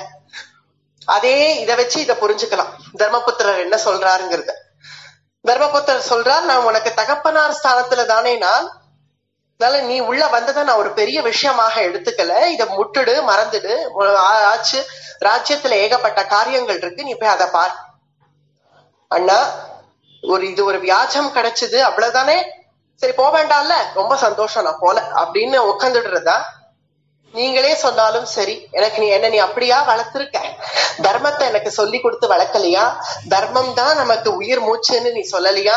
நம்முடைய தர்மத்தை நாமளே மீறலாமா? அதை நீ பிரேரணை பண்ணலாமா? நீ எனக்கு தகப்பனார் ஸ்தானம்னு சொல்ற, நான் அதை வேணா ஒத்துக்கிறேன். ஆனால் திரௌபதி அவள் நம் ஐவருக்கும் உரியவள் இல்லையா? நம்மளுடைய நியமத்தை நாம் மீறலாமா? அதை மீறினா நாம் என்ன அதுக்கு பிராயசித்தம் பண்ணணுமோ அதை பண்ணிதானே ஆகணும். அதனால என்னை அனுப்புங்கள், விடை கொடுங்கள் அப்படின்னு அர்ஜுனன் கேட்ட உடனே தர்மபுத்திரர் எழுந்து அர்ஜுனனை ஆலிங்கனம் பண்ணிட்டார். நீ இப்படிதான் சொல்லுவேன்னு எனக்கு தெரியும், நீ என்ன சொல்றாயின்னு பாக்குறதுக்காக தான் நான் இதை கேட்டேன். அர்ஜுனா, உன்னை நினைச்சா எனக்கு பெருமையா இருக்கு. நீ தர்மத்துல இருக்கணும்னு நினைக்கிற பத்தியா அதை நினைச்சா எனக்கு பெருமையா இருக்கு. ஆனா 12 வருஷம் என்ன விளையாட்டா அர்ஜுனா? 12 வருஷம் உன்னை பிரிஞ்சு நான் எப்படிடா இருப்பேன்? ஏண்டா, ஏன் இப்படி நீ கதவை தட்டிட்டு என்னை கூப்பிட்டுருக்கலாமே, நானே வெளியில வந்திருப்பேனே அப்படின்னு தர்மபுத்திரர் சொன்னதும், இல்ல அண்ணா, ரொம்ப அர்த்தராத்திரி ஆயிடுத்து, நீ தூங்கிருப்பியோன்னு நினைச்சுட்டு உன்னை தொந்தரவு பண்ண வேணாம் தான் வந்தேன். நேற்று நிலைமை அப்படி, நம் ராஜ்யத்துல போய் திருடு போயிடுத்துன்னு ஒருத்தர் வந்து சொன்னா எனக்கு மனசு தாங்கல. உன்னுடைய ராஜ்யத்துல திருடாவது, அதனாலதான் அந்த சந்தர்ப்ப சூழ்நிலை அப்படி ஏற்பட்டெடுத்து சரி ஆனது ஆயிடுத்து, நான் இனி புறப்படுறேன், விடை கொடு அப்படின்ன உடனே பீமசேனன் சொல்றான், அர்ஜுனா நீ தனியா போகாத, உன்னை நான் தனியா அனுப்பல, நானும் உன் கூட வரேன். நாம் 2 பேருமாகவே சேர்ந்து போவோம், தீர்த்த யாத்திரையை முடிச்சுட்டு வருவோம். பிறகு அர்ஜுனன் சொல்றான், பீமண்ணா நீங்கள் வர வேண்டாம், நீங்கள் இங்கதான் இருக்கணும். ஏன்னா அப்பதான் அண்ணாக்கு நீங்கள் இருந்தாதான் பலம். நானே இப்ப புறப்பட்டு வெளியில போறேன், இப்ப நீங்களும் என் கூட வந்துட்டா அப்புறம் ராஜ்யத்துல அண்ணாக்கு உதவியா யார் இருப்பா? நீங்கள் இருங்கள், நான் மட்டுமா கிளம்புறேன். நகுல சகதேவர்கள் சொல்றார்கள், சரி பீமன் அண்ணா இங்கே இருக்கட்டும், ராஜ்யத்தை பாத்துக்கிட்டோம், நாங்க 2 பேரும் உங்க கூட வரோம், நம்ம 3 பேருமா சேர்ந்து தீர்த்த யாத்திரை பண்ணுவோம் அப்படின்னு அவர்கள் சொல்றார்கள். நகுல சகதேவர்களையும் பார்த்து அர்ஜுனன் சொல்றான், நீங்கள் யாரும் என்னோட வர வேண்டாம், நான் ஒருவன் பிரிஞ்சு போறதே திரௌபதிக்கு தாபமாக இருக்கும். நம்ம எல்லாரும் ஒவ்வொருத்தரா கிளம்பினா அவள் ரொம்ப வருத்தப்படுவள், நம்ம தாயாரும் வருத்தப்படுவள். நீங்கள் யாரும் கிளம்ப வேண்டாம், ராஜ்ய பரிபாலனம் பண்ணிட்டு நீங்கள் க்ஷேமமா இருக்கணும், நான் மட்டும் கிளம்புறேன்.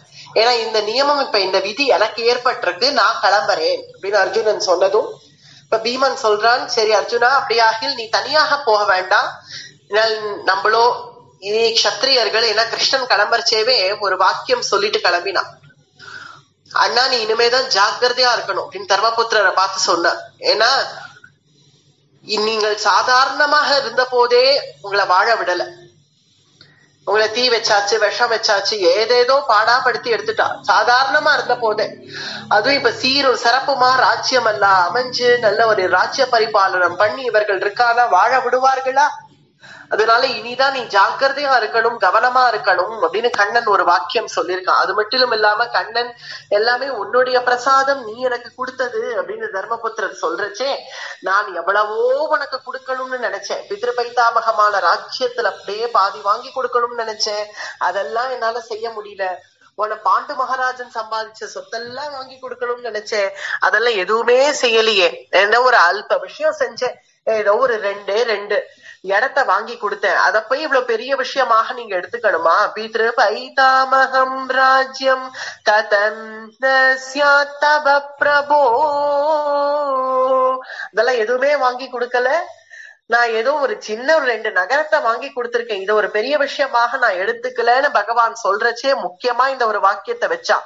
தார்த்தராஷ்டிரா துராச்சாரஹா கிம் கரிஷ்யந்தி பாண்டவான். துராச்சாரத்துக்கு பேர் போனவர்கள் இந்த தார்த்தராஷ்டிரர்கள், அவர்கள் எந்த சமயத்துல வேணா என்ன வேணா பண்ணணும்னு நினைப்பார்கள் இனி பாண்டவர்கள். இவர்கள் ஜாக்கிரதையா இருக்கணும் அப்படின்னு கிருஷ்ணன் ஒரு ஜாக்கிரதை படுத்திட்டு போயிருக்கான். அதை ஞாபகப்படுத்துறான் பீமன். அர்ஜுனா, அதுவும் நீ தீர்த்த யாத்திரைக்கு தனியா வேற போறேங்கிற, உன்னுடைய பிரபாவம் உலக பிரசித்தி, யாராக இருந்தாலும் உன்னை தோக்கடிக்கணும்னு நினைப்பா. ஏன்னா அத்தகைய சிறந்த வில்லாளி நீ தனியா போறது அப்படிங்கறது அவ்வளவு பாதுகாப்பு இல்ல உனக்கு. கிருஷ்ணன் சொன்னதெல்லாம் ஞாபகம் இல்லையா? உன்னை தனியா அப்படி விட முடியாது அர்ஜுனா, உன் கூட நான் ஏராளமான சைன்யத்தெல்லாம் நான் அனுப்புறேன், ஏராளமான படைகள் எல்லாம் கூட அழைச்சிக்கோ, சைன்யத்தோட போ. ஏன்னா எங்க போனாலும் ஏதாவது ஒரு யுத்தம்னா உனக்கு சகாயத்துக்கு சைன்யம் இருக்கும். உனக்கு கூட ஒரு சத்சங்க யாத்திரையாகவே இத பண்ணு. கூட புராண இதிகாசங்கள் சொல்லக்கூடியவர்கள் எல்லாம் கூட அழைச்சிக்கோ, மகரிஷிகள் எல்லாம் கூட அழைச்சிக்கோ, வேற பொதுஜனங்கள் யார் யாரெல்லாம் வரேன்னு சொல்றார்களோ எல்லாரையும் கூட கூட்டுண்டு ஒரு நல்ல சற்பொழுதாக போக்கிட்டு இந்த 12 வருஷத்தை கழிச்சுட்டு வா அப்படின்னு பீமசேனன் சொன்னதும் அப்படியே உத்தரவாண்ணா, உங்களுடைய ஆக்ஞையை நான் ஏத்துக்கிறேன், நீங்கள் சைன்யத்தை ஏற்பாடு பண்ணுங்கள், நான் திரௌபதி கிட்டையும் தாயார்ட்டையும் சொல்லி விடை பெற்றுண்டு நான் வரேன் அப்படின்னு அர்ஜுனன் பிறகு திரௌபதி கிட்டக்க வந்து விடை கொள்றான். நான் தவறுதலுக்கு மன்னிக்கணும், என்னை நீயும் மன்னிச்சுடு பாஞ்சாலி, நான் புறப்படுறேன், நான் 12 வருஷம் தீர்த்த யாத்திரை கழிச்சுட்டு நான் வரேன். 2 பேருமே ஒன்னாதான் இருக்கார்கள், திரௌபதியும் குந்தியும் தனித்தனியா போய் சொல்ல வேண்டியதில்லை, 2 பேர்கிட்டயுமே சொல்லி விடை பெற்றுக்கிறான். குந்தி ஆசீர்வதிக்கிறாள், ஜாக்கிரதையா போயிட்டு வான்னு. திரௌபதியும் சமாதானம் பண்ணான் அர்ஜுனன். 12 வருஷம் தானே, 12 நிமிஷமாக கழிச்சுட்டு வந்துருவேன் அப்படின்னு சொல்லி 2 பேர்ட்டையுமே விடை கொண்டு பிறகு அர்ஜுனன் தீர்த்த யாத்திரை புறப்பட்டாச்சு. ஏராளமான ஜனங்கள். அர்ஜுனன் தீர்த்த யாத்திரை போறான் அப்படின்ன உடனேவே இவனோட கூடவே நம்ம சேர்ந்து போனா எல்லா கஷேத்திரங்களுக்கும் நாமும் போகலாம், எல்லா இடத்துலயும் நாமும் பகவத் தரிசனம் பண்ணலாம் அப்படின்னு பொதுஜனங்களும் ஏராளமானவர்கள் கூடிட்டார்கள், திரண்டுட்டார்கள். ஒரு பெரிய படை அர்ஜுனன் கூடவே கிளம்புறது. ரிஷிகள்லாம் வந்திருக்கா சில பேர்கள், அவர்கள்லாம் அர்ஜுனனுக்கு நல்ல சற்பொழுதாக இதிகாச புராணங்கள் எல்லாம் சொல்லிண்டே மகரிஷிகள்லாம் இந்த நல்ல சத் யாத்திரை புறப்பட்டுட்டான் அர்ஜுனன். பாரத தேசம் பூரா வலம் வர போறான், தன்னுடைய திருவடிய பாரத தேசம் பூரா வைக்கிறான் அர்ஜுனன். ஒவ்வொரு க்ஷேத்திரமா போகி இங்க இருக்கிற புண்ணிய ஸ்தலங்கள்ல புண்ணிய தீர்த்தங்கள்ல நீராடி ஸ்தலத்தெல்லாம் எங்கேயாவது கோவில் திருப்பணி எல்லாம் சரியா இல்லைன்னா அதெல்லாம் புனர் உத்தாரணம் பண்ணி ஏராளமான ஒரு திருப்பணியாகவே பண்ணிண்டு இந்த ஒரு தீர்த்த யாத்திரையை ஆரம்பிச்சிருக்காள்.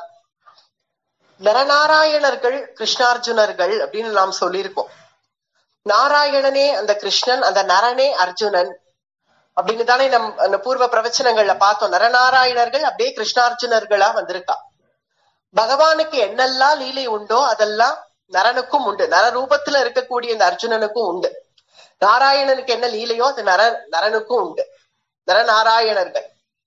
எப்படி பகவானுக்கு ஒரு கஜேந்திர மோட்சமோ ஒரு முதலைய சம்ஹாரம் பண்ணாரோ அது போலதான் அர்ஜுனனும் ஒரு முதலைய சம்ஹாரம் பண்ணி அங்க துரோணாச்சாரியாருக்கு அபயம் கொடுத்தார் அப்படிங்கிற ஒரு சரித்திரம் நாம் பார்த்தோம். எப்படி பகவானுக்கு அநேக கல்யாண உற்சவங்கள் நடக்கிறதோ, அநேக கல்யாணங்கள் நடக்கிறதோ கிருஷ்ணனுக்கு, அது போலதான் அர்ஜுனனுக்கும். இது ஒரு ரசமான கதை, இது ஒரு ரசமா நாம் எடுத்துக்கணும். இது எல்லாமே ஒரு பகவத் லீலை தான்.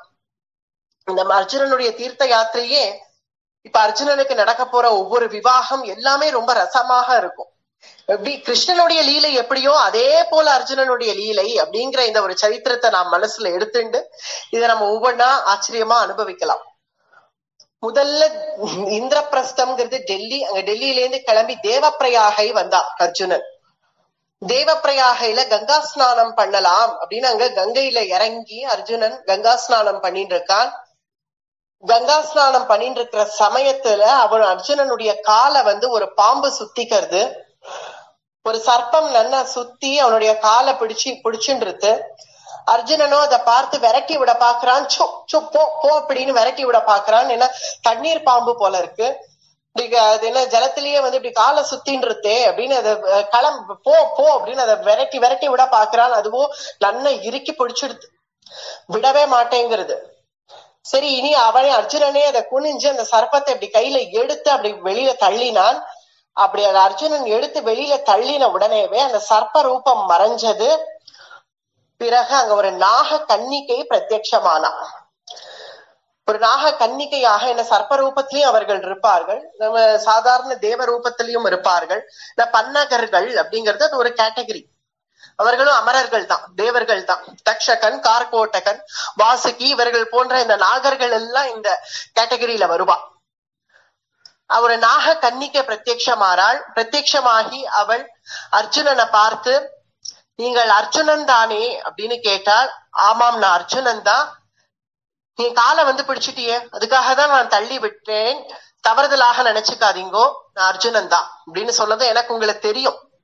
இப்ப அர்ஜுனன் தீர்த்த யாத்திரைங்கிறது உலக பிரசித்தி. ஏன்னா ஆங்காங்கே தர்மபுத்திரர் எல்லாருக்கும் செய்தி அனுப்பியிருக்கார். ஏன்னா என்னுடைய தம்பி அர்ஜுனன் தீர்த்த யாத்திரைக்காக வரான், பாரத தேசம் பூரா வருவான். ஆங்காங்கே ராஜாக்கள் யாராவது அர்ஜுனனை பார்த்தா அவனுக்கு வேண்டிய சகாயம் செய்யுங்கள் அப்படின்னு லோகம் பூரா தெரிவிச்சிருக்கார் தர்மபுத்திரர்.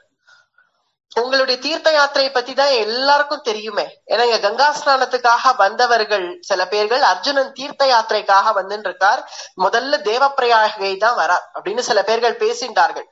அதனால இந்த நாக கன்னிக்கு அதை கேட்டிருப்பாள் போல இருக்கு.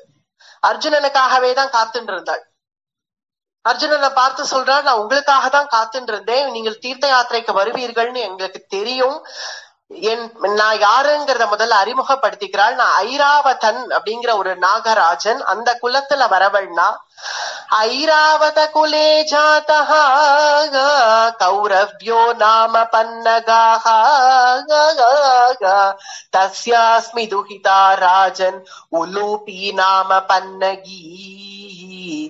ஐராவத குலே ஜாதா, ஐராவதன்கிற ஒரு குலத்துல, ஐராவதன்கிற ஒரு நாகராஜன், அவனுடைய குலத்துல கௌரவ்யோ நாம பன்னகாஹ, கௌரவ்யன் அப்படிங்கிற ஒரு நாகராஜன் இருக்கான். கௌரவ்யோ நாம பன்னகாஹ தஸ்யாமி துஹிதான், அவனுடைய புத்திரி, என்னுடைய பெயர் ராஜன்னு கூப்பிடுறாள் அர்ஜுனனை. தஸ்யாஸ்மி துஹிதா ராஜன் உலூபி நாம பன்னகி, என்னுடைய பெயர் உலூபி, நான் ஒரு நாக கன்னிகை.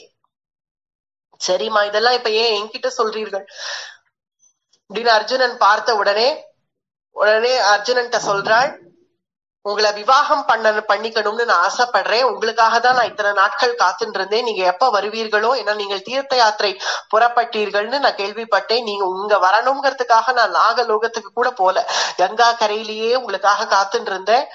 இன்றைய தினம் உங்களை பார்த்த உடனே அதுக்காக தான் நான் தெரிஞ்சுதான் உங்க காலை நான் பிடிச்சேன், ஏன்னா விவாகம் பண்ணிக்கோங்கள் அப்படின்னதும் கொஞ்சம் யோசிக்கிறான் அர்ஜுனன். நான் தீர்த்த யாத்திரைக்காக வந்திருக்கேன், இந்த சமயத்துல இங்க விவாகம் பண்ணிக்கிறதெல்லாம் சரின்னு எனக்கு தோணல.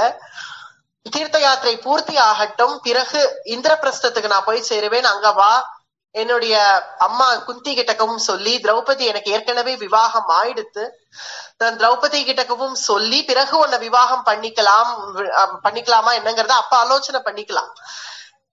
இப்ப நான் தீர்த்த யாத்திரைக்காக வந்திருக்கிற சமயத்துல இப்ப இங்க விவாகம் எல்லாம் பண்ணிக்க முடியாது அப்படின்னு அர்ஜுனன் சொன்னதும், தீர்த்த யாத்திரைக்கு தானே நீங்கள் வந்திருக்கீர்கள், நீங்க ஒண்ணு சன்னியாசம் வாங்கிட்டு வரலையே, நீங்கள் தாராளமா விவாகம் பண்ணிக்கலாம், உங்களுடைய தர்மம் தானே, சத்திரிய தர்மம் தானே நான் செய்ய சொல்றேன், நான் ஒண்ணு அந்நியதா உங்களை நடக்க சொல்லலையே.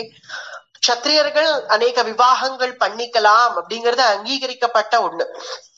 இதுக்கான காரணங்கள்லாம் நம்ம முன்னாடியே பேசியிருக்கோம். என்னுடைய நிலைமை யோசிச்சு பாருங்கள், நான் உங்களையே மனசுல வச்சுண்டு நான் இத்தனை நாட்கள் காத்துட்டு இருந்து இன்னும் நீங்கள் 12 வருஷம் கழிச்சு வர அப்ப பண்ணிக்கலாம்னு சொன்னா அது வரைக்கும் நான் காத்துட்டு இருக்கிறதா. ஒரு ஸ்திரீயோட மனசை புரிஞ்சுக்கோங்கோ, என்னை ஏத்துக்கோங்க, இந்த மாதிரி என்னை நிராகரிக்க வேண்டாம் அப்படின்னு அர்ஜுனனுடைய சரணத்துல விழுந்துட்டாள். சரணம் ச பிரபன்னாஸ்மி த்வாமத்ய புருஷோத்தமா தீனானநாதன் கௌந்தேயா பரிரக்ஷசி நித்யஷா சாஹம் சரணமப்யேமி ரோரபீமி ச துக்கிதா. துக்கத்தோட கண்ணுல கண்ணீர் வந்துடுத்து. அர்ஜுனன் தன்னை விவாகம் பண்ணிப்பரோ மாட்டாரோ அப்படிங்கிற ஒரு தாபத்துல. அதனால அர்ஜுனனுடைய சரணத்துல விழுந்து அழ ஆரம்பிச்சுட்டாள். என்னுடைய நிலைமை யோசிச்சு பாருங்கள், நீங்களே என்னுடைய பர்த்தான் நான் மனசுல நினைச்சுண்டு உங்களுக்காக நான் இத்தனை நாட்கள் காத்துட்டு இருந்த என்ன இப்ப நிராகரிச்சுட்டு நீங்கள் போனா நான் எவ்வளவு தாபப்படுவேன் அப்படிங்கறத யோசிச்சு பாருங்கள் அப்படின்னு கண்ணை கசக்கிறாள் உலுப்பி. நான் பார்த்ததும் அர்ஜுனன், நீ தயவு செஞ்சு என் சரணத்துல எல்லாம் விழ வேண்டாம், இப்படிலாம் நீ கெஞ்ச வேண்டாம், இந்த மாதிரி நீ அழறதெல்லாம் பார்க்கணும்னு நான் விரும்பல, உன்னை அழ வைக்கணும்னு நான் நினைக்கல. அங்க இருக்கிற மகரிஷிகள் எல்லாம் பார்த்து கேட்கிறாள், இந்த மாதிரி நிர்பந்திக்கிறாள், நான் என்ன பண்ணணும் நீங்கள் சொல்லுங்கள் எனக்கு அப்படின்னு மகரிஷிகளை பார்த்து.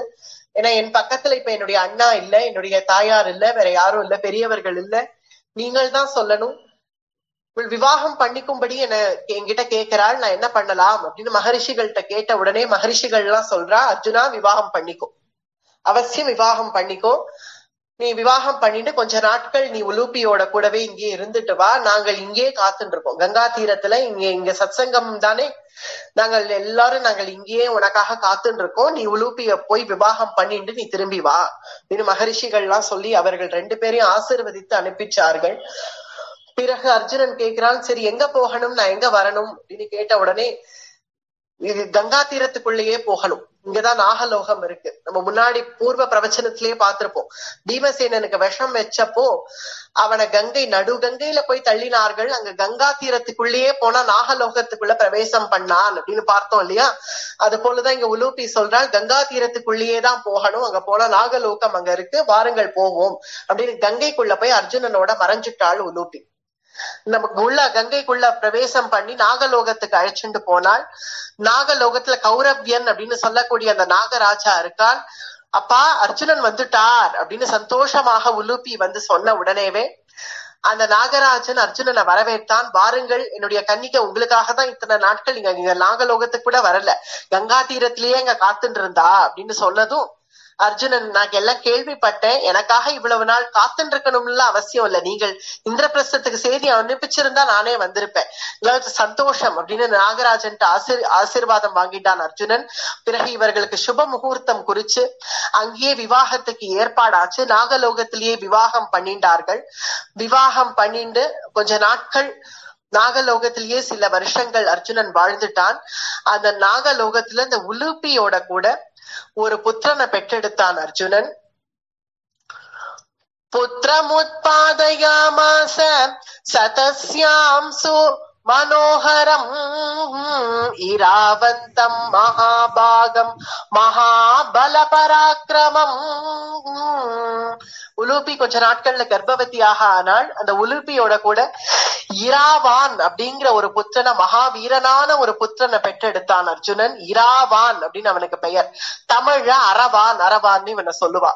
இராவந்தம் மகாபாகம் மகாபல பராக்கிரமம்.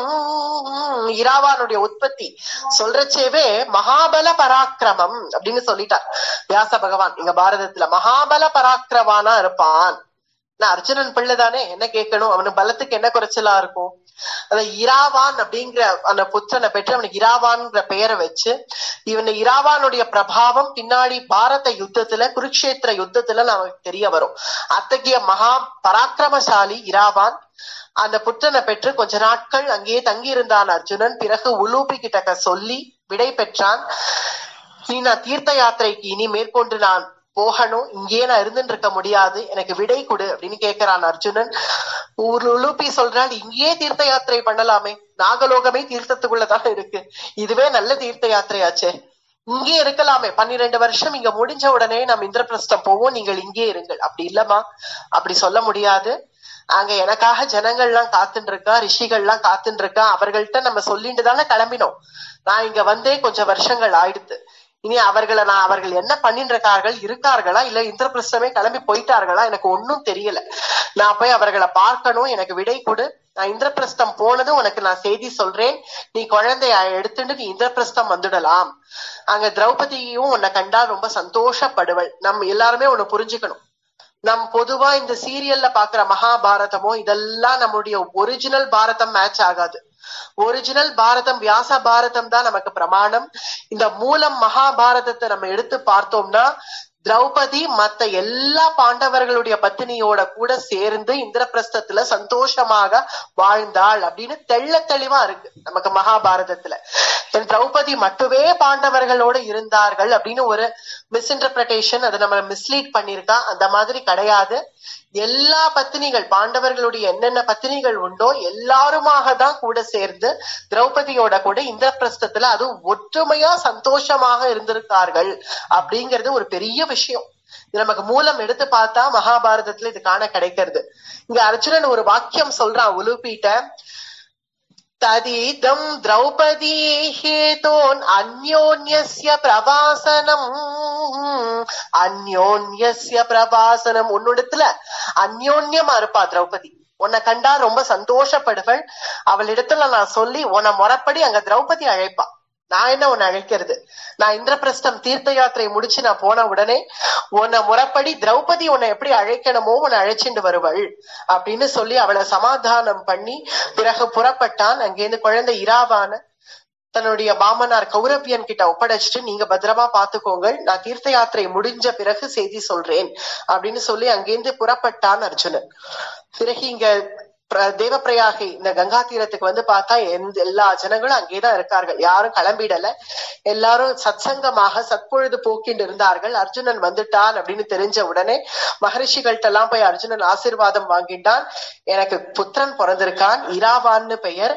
உலூபி அவனை நாகலோகத்திலேயே அவர்கள் 2 பேரையும் நான் விட்டுட்டு வந்திருக்கேன், இந்த தீர்த்த யாத்திரை முடிஞ்ச உடனே அழிச்சுக்கலாம் அப்படின்னு சொல்லிட்டு வந்திருக்கேன், நீ நாம் மேற்கொண்டு தீர்த்த யாத்திரை புறப்படலாம் அப்படின்னு அர்ஜுனன் திரும்பி வந்த உடனே தேவப்பிரயாகையிலேருந்து அங்க இருக்கிற கஷேத்திரங்கள் எல்லாம் சேவிச்சுண்டு பிறகு அங்கேருந்து இமாலயம் பூரா சஞ்சாரம் பண்ணி மணிப்பூரம் அப்படிங்கிற ஒரு தேசத்துக்கு வந்து சேர்கிறான். இப்ப மேகாலயா அப்படின்னு சொல்றோம் இல்லையா, நார்த் ஈஸ்ட், அதாவது மேகாலயா அங்கதான் மணிப்பூர்னு இப்ப சொல்றான். அந்த மணிப்பூரம் அப்படிங்கிற அந்த நகரத்துக்கு வந்து சேர்கிறான்.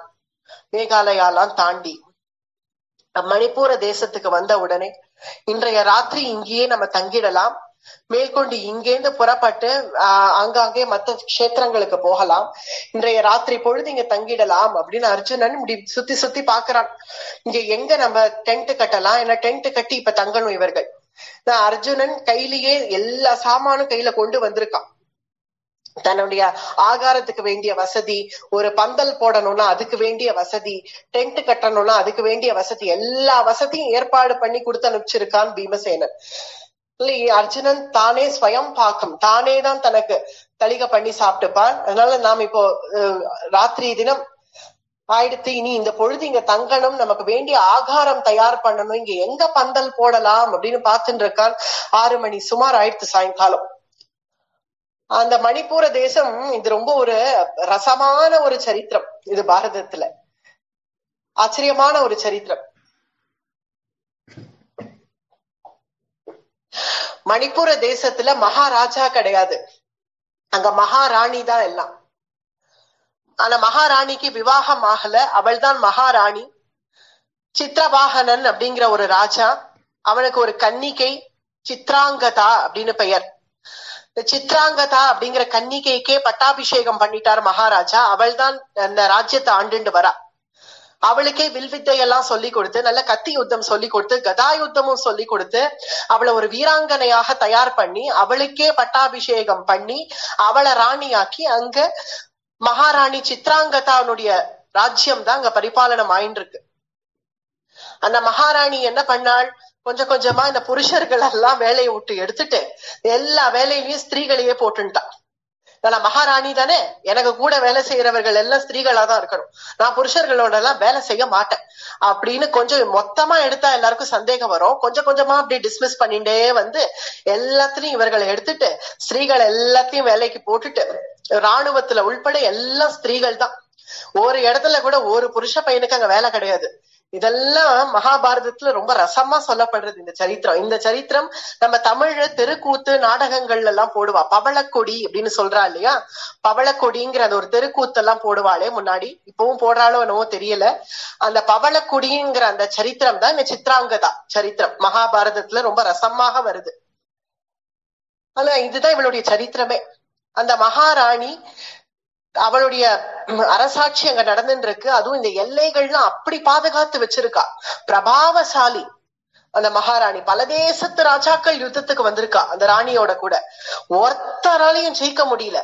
அத்தகைய பிரபாவசாலி அவள் அதனாலேயே அவளுக்கு விவாகமும் ஆல, ஸ்வயம்பரத்துக்கும் ஏற்பாடு பண்ணல அந்த சித்திரபாகனங்கிற மகாராஜா. இவள் ரொம்ப பிரபாவசாலியா இருக்கா. இவளுக்கு ஏத்த வரன் தானே பார்க்க முடியும். இவள் அதனால அந்த ராஜாவே ஒரு சபதம் போட்டுட்டாள், அந்த மகாராணியும் சேர்ந்து ஒரு சபதம் போட்டுட்டாள். என்னன்னா, இனி யார் என்ன யுத்தத்துல ஜெயிக்கிறானோ அந்த ராஜகுமாரனுக்கு தான் நான் மாலையிடுவேன் அப்படின்னு அவள் ஒரு சபதம் போட்டுட்டா. அதையும் அங்கீகரிச்சிட்டாள் அவளுடைய தகப்பனார் சித்திரபாகனும். சரி, அதுதான் ஒரு வீரிய சொல்கம் இவளுக்கு. ஏன்னா இவளை யாராலையும் ஜெயிக்க முடியாது. நீ இந்த ராணியை யார் ஜெயிக்கிறானோ அவர் தான் இனி இவளை விவாகம் பண்ணிக்க முடியும் அப்படிங்கிற ஒரு சபதம் போட்டு, அத்தகைய ஆச்சரியமான ஒரு தேசம். அந்த தேசத்தினுடைய சட்ட திட்டங்கள் எல்லாம் ரொம்ப வித்தியாசமா இருக்கும். என்ன சட்டம் அப்படி என்னன்னு பார்த்தா, ஆஞ்சு ஓஞ்சி சாயங்காலம் 6 மணி சுமாருக்கு ஸ்திரீகள் எல்லாம் கிரகத்துக்கு திரும்புவா. அப்ப ஒரு புருஷ பையன் வெளியில இருக்கக்கூடாதான். ஆஞ்சு ஓஞ்சி ஸ்திரீகள் எல்லாம் வெளில வருவா. 6 மணிக்கு மேல எந்த புருஷர்களும் வீதியில உலாவ கூடாது, எல்லாரும் ஆத்துக்குள்ள உட்காரணும் அப்படின்னு அந்த நாட்டினுடைய சட்ட திட்டம். உடனே அந்த புருஷர்கள்லாம் வந்து மகாராணிகிட்ட கேக்குறா, மகாராணி நீங்கள் எங்க எல்லாரையும் வேலையை விட்டு எடுத்துட்டேன், எங்க ஆத்து மாமிகளையே வேலைக்கு போட்டுட்டேன். சரி, தாராளமா அவர்களும் செய்யட்டும், நாங்களும் செய்யறோமே, எங்களுக்கும் ஒரு வேலை கொடுக்க கூடாதா? கொடுக்க முடியாது, கொடுக்கவே முடியாது. ஸ்திரீகள் தான் வேலை செய்வா, உங்களுக்கு எல்லாம் வேலை கொடுக்க முடியாது. சரி மகாராணி, அப்ப நாங்க என்ன பண்ணணும்? நாங்கெல்லாம் என்ன பண்ணோம்? ஏன் சமைக்கிறது, துணி துவைக்கிறது, பாத்திரம் தேய்க்கிறது, குழந்தைகளை பாத்துக்கிறது, இதெல்லாம் மட்டும் வேலை இல்லையா அப்படின்னு நல்ல அதிகாரமா சொல்லி அனுப்பிட்டாள் மகாராணி. 6 மணிக்கு மேல இனி யாராவது வெளியில வந்தீர்கள், அப்புறம் உங்க எல்லாரையும் கைது பண்ணிடுவேன். 6 மணிக்கு ஸ்திரீகள் மட்டும்தான் வெளியில இருக்கலாம், வேற யாரும் இருக்க கூடாது அப்படின்லாம் அந்த தேசத்துல ஒரு சட்டம் போட்டு வச்சிருக்கா. அர்ஜுனனுக்கும் இதெல்லாம் தெரியாது. சரியா 6 மணிக்கு அர்ஜுனன் வரா அந்த தேசத்துல உள்ள வந்து பார்த்தா எங்க பார்த்தாலும் ஒரே ஸ்திரீகள். இப்படி சுத்தி சுத்தி பாக்குறான். என்னது இது, நம்ம எங்க வந்திருக்கோம்? நம்ம என்ன ஏதாவது வேற எங்கேயா மாறிக்கிரி வந்துட்டோமா? மணிப்பூரத்துக்கு தானே வந்திருக்கோம். ஒரு புருஷன் கூட கண்ணுல தென்படலையே. நம்ம யார்கிட்ட போய் விசாரிக்கிறது? நம்ம பந்தல் போடணும், எந்த இடத்துல போடலாம் என்ன? ஏன்னா அப்ப அந்த காலத்துல அப்படி சாதாரணமா போய் ஒரு அந்நிய ஸ்திரீகள்கிட்ட எல்லாம் பேசிட மாட்டார்கள் புருஷர்கள். இப்ப யார்கிட்ட நம்ம போய் கேட்கறது? நீங்க ஒருத்தன் ஏண்டாப்பா இங்க வா அப்படின்னு ஒருத்தனை கூப்பிட்டு கேட்கிறான் அர்ஜுனன், நீங்க யாராவது உனக்கு கண்ணுல தென்படுறாளா? ஸ்திரீகளை தவிர வேற யாராவது கண்ணுல தென்படுறாளா பாரு. இல்லையே ராஜன், ஒரு ஆண்மகன் கூட கண்ணுல தென்படல, எல்லாம் ஸ்திரீகள் தான். இந்த மணிப்பூரத்துக்கு தானே வந்தோம். ஆமா, இது பின்ன ஸ்திரீ தேசமா? நம்ம மாறி வந்துட்டோமா? இங்க யாரும் புருஷர்களே கிடையாது போல இருக்கே. நம்ம சரி இவர்கிட்டயே போய் கேட்போம், பின்ன வேற வழி இல்லையே. போய் கேட்கட்டமா, இருங்கோ எல்லாரும் என்னமோ வேலைக்கு போயிட்டு வரார்கள் போல இருக்கு, இப்பதான் போய் அவர்களை தொந்தரவு பண்ணாதீங்க, கொஞ்ச நேரம் இருங்கள், பாப்போம் என்னதான் நடக்கிறது பாப்போம்னு அர்ஜுனனோட கூட சேர்ந்து ஜனங்கள் எல்லாம் வேடிக்கை பார்த்துட்டு இருக்கா என்னதான் நடக்கிறதுன்னு. மணிபூரேஸ்வரம் ராஜன் தர்மஜாம் சித்திரவாகனம் தஸ்ய சித்ராங்கதா நாம துஹிதா சாரு தர்ஷனா. இந்த சித்ராங்கதா அப்படிங்கிற அந்த கன்னிகை அங்க பண்ணக்கூடிய ஆட்சி, அந்த ஸ்திரீகள் எல்லாம் வேலையை முடிச்சு புறப்பட்டு தன்னுடைய கிரகத்துக்குள்ள போய் சேர்ந்தார்கள். இங்க அர்ஜுனன் வந்திருக்கான் அப்படின்னு தெரிஞ்ச உடனே சில புருஷர்கள் இங்க உள்ள இருந்து புறப்பட்டு எப்படியாவது நம்மளுடைய ஆத்மாமிட்டு எல்லாம் சொன்னா அனுப்ப மாட்டான். அர்ஜுனனை பார்க்க போறோம்னு சொன்னா அனுப்ப மாட்டான். அதனால அவர்களுக்கு தெரியாம தப்பிச்சுண்டு போய் நம்ம அர்ஜுனனை பார்த்தே ஆகணும் அப்படின்னு சில புருஷர்கள் கிரகத்துக்கு தெரியாம தப்பிச்சுண்டு வெளியில வந்து அர்ஜுனனை பார்த்துடணும்னு ஓடி வரார்கள். அர்ஜுனனை வந்து பாக்குறான். அர்ஜுனனை பார்த்த உடனே அப்பாடா வந்தீர்களா, உங்களெல்லாம் தான் தேடிட்டு இருந்தேன். என்னது இது, எல்லாம் ஒரே ஸ்திரீ கோஷ்டியா போயிட்டு இருக்காங்களே, அவர்கள்ட்ட போய் எப்படி கேக்குறதுன்னு எனக்கு தெரியல. நீங்க வந்தீர்கள் இல்ல, ரொம்ப சந்தோஷம். நான் ஒரு பந்தல் கட்டணும், நான் ராத்திரிக்கு வேண்டிய ஆகாரம் தயார் பண்ணணும், எங்க கட்டணும்னு சொல்லுங்கள் அப்படின்னு. அதெல்லாம் இருக்கட்டும், நீங்க பந்தல் போடுறதுதான் இப்ப ரொம்ப முக்கியமா. அதெல்லாம் இருக்கட்டும், உங்ககிட்ட எங்களுக்கு ஒரு வேண்டுகோள் இருக்கு. நீங்கள் அர்ஜுனன் தானே? ஆமா. உங்களிடத்துல எங்களுக்கு ஒரு வேண்டுகோள் இருக்கு. எங்களுக்கு எல்லாம் சுதந்திரம் வாங்கி கொடுங்களேன், தயவு செஞ்சு கெஞ்சி கேட்கிறோம், எங்களுக்கு சுதந்திரம் வாங்கி கொடுங்களேன். சுதந்திரமாவது ஏன், என்ன ஆச்சு? சுதந்திரத்துக்கு என்ன உங்களுக்கு எல்லாம் குறைச்சல்? என்ன குறைச்சல்? நீங்க சொன்னேல எல்லா இடத்துலயும் ஸ்திரீகள் தான் இருக்கா 6 மணிக்கு மேலன்னு சொன்னேலே, அதுதான் இந்த தேசத்தினுடைய நிலைமை. சட்ட திட்டம் தெரியுமா உங்களுக்கு? எங்களுடைய மகாராணி பேரு சித்ராங்கதா. மணிபூரேஸ்வரம் ராஜன் தர்மஜ்ஞம் சித்ரவாகனம். சித்ரவாகனன்னு முன்னாடி ராஜா இருந்தார், இனி அவர் ராஜா இல்ல. அவர் பட்டாபிஷேகம் பண்ணிட்டார். யாருக்குன்னு பார்த்தா அவருடைய கன்னிகைக்கு, சித்ராங்கதான்னு சொல்லக்கூடிய அவர் கன்னிகைக்கு. தஸ்ய சித்ராங்கதா நாம துஹிதா சாரு தர்ஷனா. பாக்குறதுக்கு ரொம்ப நன்னா இருப்பா எங்க மகாராணி. ஆனா அப்படியே அவர்கள் எடுத்து யுத்தம் பண்ற அழக நீங்கள் பார்க்கணுமே. ஒரு ராஜகுமாரனால ஜெயிக்க முடியலையே எங்களுடைய மகாராணிய. அத்தகைய பிரபாவசாலி தெரியுமா அந்த மகாராணி. இந்த தேசத்துல சில சட்ட திட்டங்கள் கொண்டு வந்திருக்கா அப்படின்னு இருக்கிற விஷயத்தெல்லாம் அவர்கள் சொல்ல, உடனே கொல்லுன்னு சிரிப்பு வந்துடுது அர்ஜுனனுக்கு. கடன்னு சிரிச்சா. அப்படியா, 6 மணிக்கு மேல யாரும் வெளியில வரக்கூடாதா? நான் இங்க வந்து நிக்கிறேனே, என்ன அரெஸ்ட் பண்ணிட போறா அவங்க மகாராணி, நான் எங்கேயாவது உள்ள போய் ஒழிஞ்சுக்கிறேன் அப்படின்னா. அர்ஜுனன் சிரிச்சான். உடனே அவர்கள் எல்லாம் சொல்றா, நீங்கள் சிரிச்சு விளையாடுறீர்கள், உங்களுக்கு வேணா ஒரு பெருமையா இருக்கலாம், ஆனா நாங்க படுற கஷ்டம் எங்களுக்கு தெரியும்.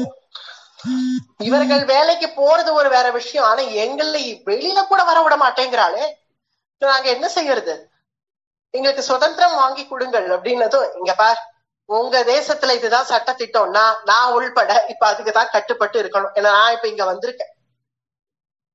ஏன்னா உங்க மகாராணி போட்ட சட்டம், நீங்க அங்க போய் பேசிக்கோங்க, என்கிட்ட வந்து சொன்னா என்ன அர்த்தம் அப்படின்னு அர்ஜுனன் கேட்டதும், அப்படி இல்ல, இது ஒரு பக்கம், எங்களுக்கு சுதந்திரம் வேணுங்கிறது ஒரு பக்கம், ஆனா முன்னாடி எங்களுடைய முன்னாள் மகாராஜா சித்ரவாகனன் அவர் கவலையில இருக்கார். ஏன்னா அவருடைய கன்னிகைக்கு விவாகமே ஆலியேன்னு கவலையில இருக்கார். ஏன்னா எந்த தேசத்து ராஜகுமாரனாலையும் அவளை ஜெயிக்க முடியலையே. அத்தனை பேரும் புறமுதுகிட்டுன்னு ஓடி இருக்கா. சந்தோஷம் தானே அர்ஜுனன் சொல்றான், பெருமை தானே இதுல, சந்தோஷம் தானே. உங்க ராணி அத்தகைய பிரபாவசாலியா இருக்கான்னா அது உங்களுக்கோ உங்களுடைய தேசத்துக்கோ சந்தோஷம் தானே, பெருமை தானே நீங்கள் படணும். பெருமை படுறதும், ஆனா ராஜா கவலையில இருக்காளே, ராஜா என் கன்னிகைக்கு விவாகமே ஆகாது போல இருக்கேன்னு கவலையில உட்கார்ந்து இருக்கார். யாராவது ஒருத்தன் பிரபாவசாலியாக வந்தா அவன் ராணியோட யுத்தத்துக்கு போங்கள் அப்படின்னு ராஜாவே சொல்லியிருக்கான். ஏன்னா அந்த ராணியை ஜெயிச்சாதான் இனி வீரிய சுல்கமாக அவர் அதை ஏற்பாடு பண்ணிட்டார். ஒருத்தரால இந்த காரியம் ஆகல, நீங்கள் எங்க ராணி கூட யுத்தத்துக்கு போங்க. உங்க ராணி கூட நான் யுத்தத்துக்கு போகணுமா? வேண்டவே வேண்டாம். அர்ஜுனன் சொன்னான், எனக்கு ஒண்ணும் உங்க ராணிய கல்யாணம் பண்ணிக்கணும்னு எல்லாம் ஆசை இல்ல, உங்க ராணிய பத்தி நான் கேள்விப்பட்டதும் இல்ல, எனக்கு வேண்டவே வேண்டாம். ஸ்திரீயோட யுத்தம்லாம் அர்ஜுனன் பண்ண மாட்டேன். இங்க பாருங்கள், ஸ்திரீகள் அழுதாலே எனக்கு பிடிக்காது. அப்படி இருக்கிறச்சே அவளை போய் அடி யுத்தத்துக்கு போங்கிறிய, அதெல்லாம் நான் செய்ய மாட்டேன் அப்படின்னு அர்ஜுனன் சொன்னதும், ஏன் உங்களுக்கு பயமா இருக்கா? அர்ஜுனனை கொஞ்சம் ஏத்தி விடுறார்கள். ஏன் உங்களுக்கு எங்க ராணிகிட்ட தோத்துருவோமோன்னு பயமா இருக்கா? ஆமா இருக்கும் தான், இன்னும் ஒருத்தர் பேசிட்டு இருக்கோம். எப்படி நம்ம ராணி கிட்ட யாரால ஜெயிக்க முடியும்? அர்ஜுனனாகவே இருந்தாலும் தோத்துதான் போவார், அதனால அர்ஜுனன் யுத்தத்துக்கு வர மறுக்கிறார் அப்படின்னு அவரை ஒரு ஏத்தி விட்ட உடனே அர்ஜுனன் சொல்றான், இங்க பாருங்கள், அனாவசியமா என்னை ஏத்தி விடணும்லாம் நீங்க முயற்சி பண்ண வேண்டாம். எனக்கு இஷ்டம் இல்லைன்னா இஷ்டம் இல்லதான், நான் ஒரு ஸ்திரீயோட யுத்தம் எல்லாம் பண்ண மாட்டேன், எனக்கு இஷ்டம் இல்லை, என்னை விட்டுடுங்கள். நான் தோத்துடுவேங்கிற பயம் என்ன வேணா நீங்க நினைச்சுக்கோங்க, நான் யுத்தம் பண்றதாக இல்ல. பிறகு அங்க ரிஷிகள்லாம் கூட வந்தவர்கள் சொல்றா, அர்ஜுனா நீ அவசியம் யுத்தத்துக்கு போ, ஏன்னா அந்த இவர்கள் சொன்ன விஷயம் எல்லாம் எனக்கு தெரியும். இந்த சித்திரவாகனங்கிற ராஜா நிஜமாவே கவலையில இருக்கார். ஏன்னா இப்ப அவர் விவாகம் ஆகணுமேங்கிற ஒரு கவலையில இருக்கார். அதனால நீ யுத்தத்துக்கு போ. மகரிஷே வேண்டாமே, அப்படியாவது செஞ்சு நான் விவாகம்ங்கிறது அடுத்த விஷயம், யுத்தத்துக்கு போகணுமா? வேண்டாம், நீ போ அர்ஜுனா. ஏன் ஒரு ஸ்திரீ யுத்தம் பண்ற அழக நீ பார்க்க வேண்டாமா? நீ போ, நீயும் பிரபாவசாலி, அவளும் அத்தகைய பிரபாவசாலின்னு எல்லாரும் சொல்றார்கள். அவள் யுத்தம் பண்ற அழக நீ போய் பார், போய் பார்த்துட்டு வா அப்படின்னு இந்த ரிஷிகள் எல்லாமும் சொன்ன உடனே சரி வரேன். எல்லாருக்கும் எல்லா ஜனங்களையும் பார்த்து சொல்றான், ரிஷிகள் எல்லாம் சொல்றான், சரி அவசியம் வரேன், உங்க ராணியோட எப்படிதான் யுத்தம் பண்றாங்கிற அந்த அழகை நான் வந்து பாக்குறேன், நாளை தினம் வரேன் யுத்தத்துக்கு. இப்ப நான் எங்க பந்தல் போடணும்னு சொல்லுங்கள் அப்படின்னு உடனே அவர்கள் ஒரு இடம் காமிச்சார்கள். அங்க பந்தல் போட்டுண்டான். ராத்திரி பொழுது அங்கேயே தங்கிண்டான். மறுநாள் காலமே எழுந்து அர்ஜுனன் அங்க உட்காந்துருக்கான். ரிஷிகள்லாம் வந்து கேக்குறா, என்ன அர்ஜுனா புறப்படலையா யுத்தத்துக்கு? வேண்டாம் மகரிஷி, நான் ராத்திரி பூரா யோசிச்சு பார்த்தேன், எனக்கு தூக்கமே வரல, எனக்கு இப்படி எல்லாம் யுத்தம் பண்றதுல எனக்கு இஷ்டம் இல்ல, வேண்டாம். என்ன அர்ஜுனா மறுபடியும் பழைய பாட்டே ஆரம்பிக்கிறியே? நான் சொன்னது தானே. அவன் எப்படிதான் யுத்தம் பண்றான்னு, அவள் யுத்தம் பண்ற அழக பாத்துட்டு வான்னு சொன்னோம்ல, போய் பாத்துட்டு வா போ. நீ போய் ஒரு நிமிஷம் போய் பார்த்துட்டு தான் வாயேன், என்னதான் செய்யறாள் பாத்துட்டு வாயேன். அவளுடைய குரு யாருன்னு தெரிஞ்சுட்டு வா. அவளுடைய பிரபாவம் எத்தகையது, நீ ஒரு வீரன், ஒரு வீராங்கனையுடைய அந்த பிரபாவத்தை நீ பார்க்க வேண்டாமா? போய் பார்த்துட்டு வா போ அப்படின்னு ரிஷிகள் சொன்ன உடனே சரி அவசியம் கிளம்புறேன் அப்படியா அப்படின்னு புறப்பட்டு அர்ஜுனன் நேர மணிப்பூர அந்த கோட்டையை முற்றுகையிட்டான். கோட்டையை முற்றுகையிட்டு யுத்தத்துக்கு வா அப்படின்னு ஒரு கர்ஜனை பண்ண உடனே அங்க உள்ள இருந்த மகாராணி சித்ராங்கதா யுத்தம்னு யாரோ யுத்த முழக்கம் போட்ட உடனே சங்கநாதம் பண்ண உடனேவே தன்னுடைய ஆர்மி ட்ரெஸ் எல்லாம் எடுத்து போட்டுண்டா, மிலிட்டரி ட்ரெஸ் எல்லாம் எடுத்து போட்டுண்டா, கவச்சங்கள் எல்லாம் போட்டுண்டா, இடுப்புல வாழை சொருகிண்டா, கையில வில்ல எடுத்துண்டா, அம்புகள் எல்லாம் எடுத்துட்டு புறப்பட்டு வந்துட்டானே மகாராணி. வந்து ரதத்துல ஜல்லுன்னு புறப்பட்டு வந்து அர்ஜுனன் எதிரில நிக்கிறா. அர்ஜுனன் பிரமிப்ப அடைஞ்சான். சித்ராங்கதாவை பார்த்த உடனே அவள் நிக்கிற அழகு, அவள் அந்த தனுச ஊனிண்டு அவள் அப்படி நிக்கிற அழகு, இத பார்த்த உடனே அப்படி பிரமிப்ப அடைஞ்சான், பூரிப்படைஞ்சான் அர்ஜுனன். அவள் கையில அந்த தனுச பிடிச்சுன்னு இருக்கிற அந்த முறை, இவர் நன்னா மில்வித்த கத்துன்னு இருக்காள் அப்படிங்கிறது புரியுது. அப்பவும் அர்ஜுனன் யோசிக்கிறான். அவள் நிக்கிற அழக பார்த்து அப்படியே திகைச்சு போய் நிக்கிற அர்ஜுனன் உடனே அவன் யுத்தத்தை ஆரம்பிக்கணும்னு நினைக்கல.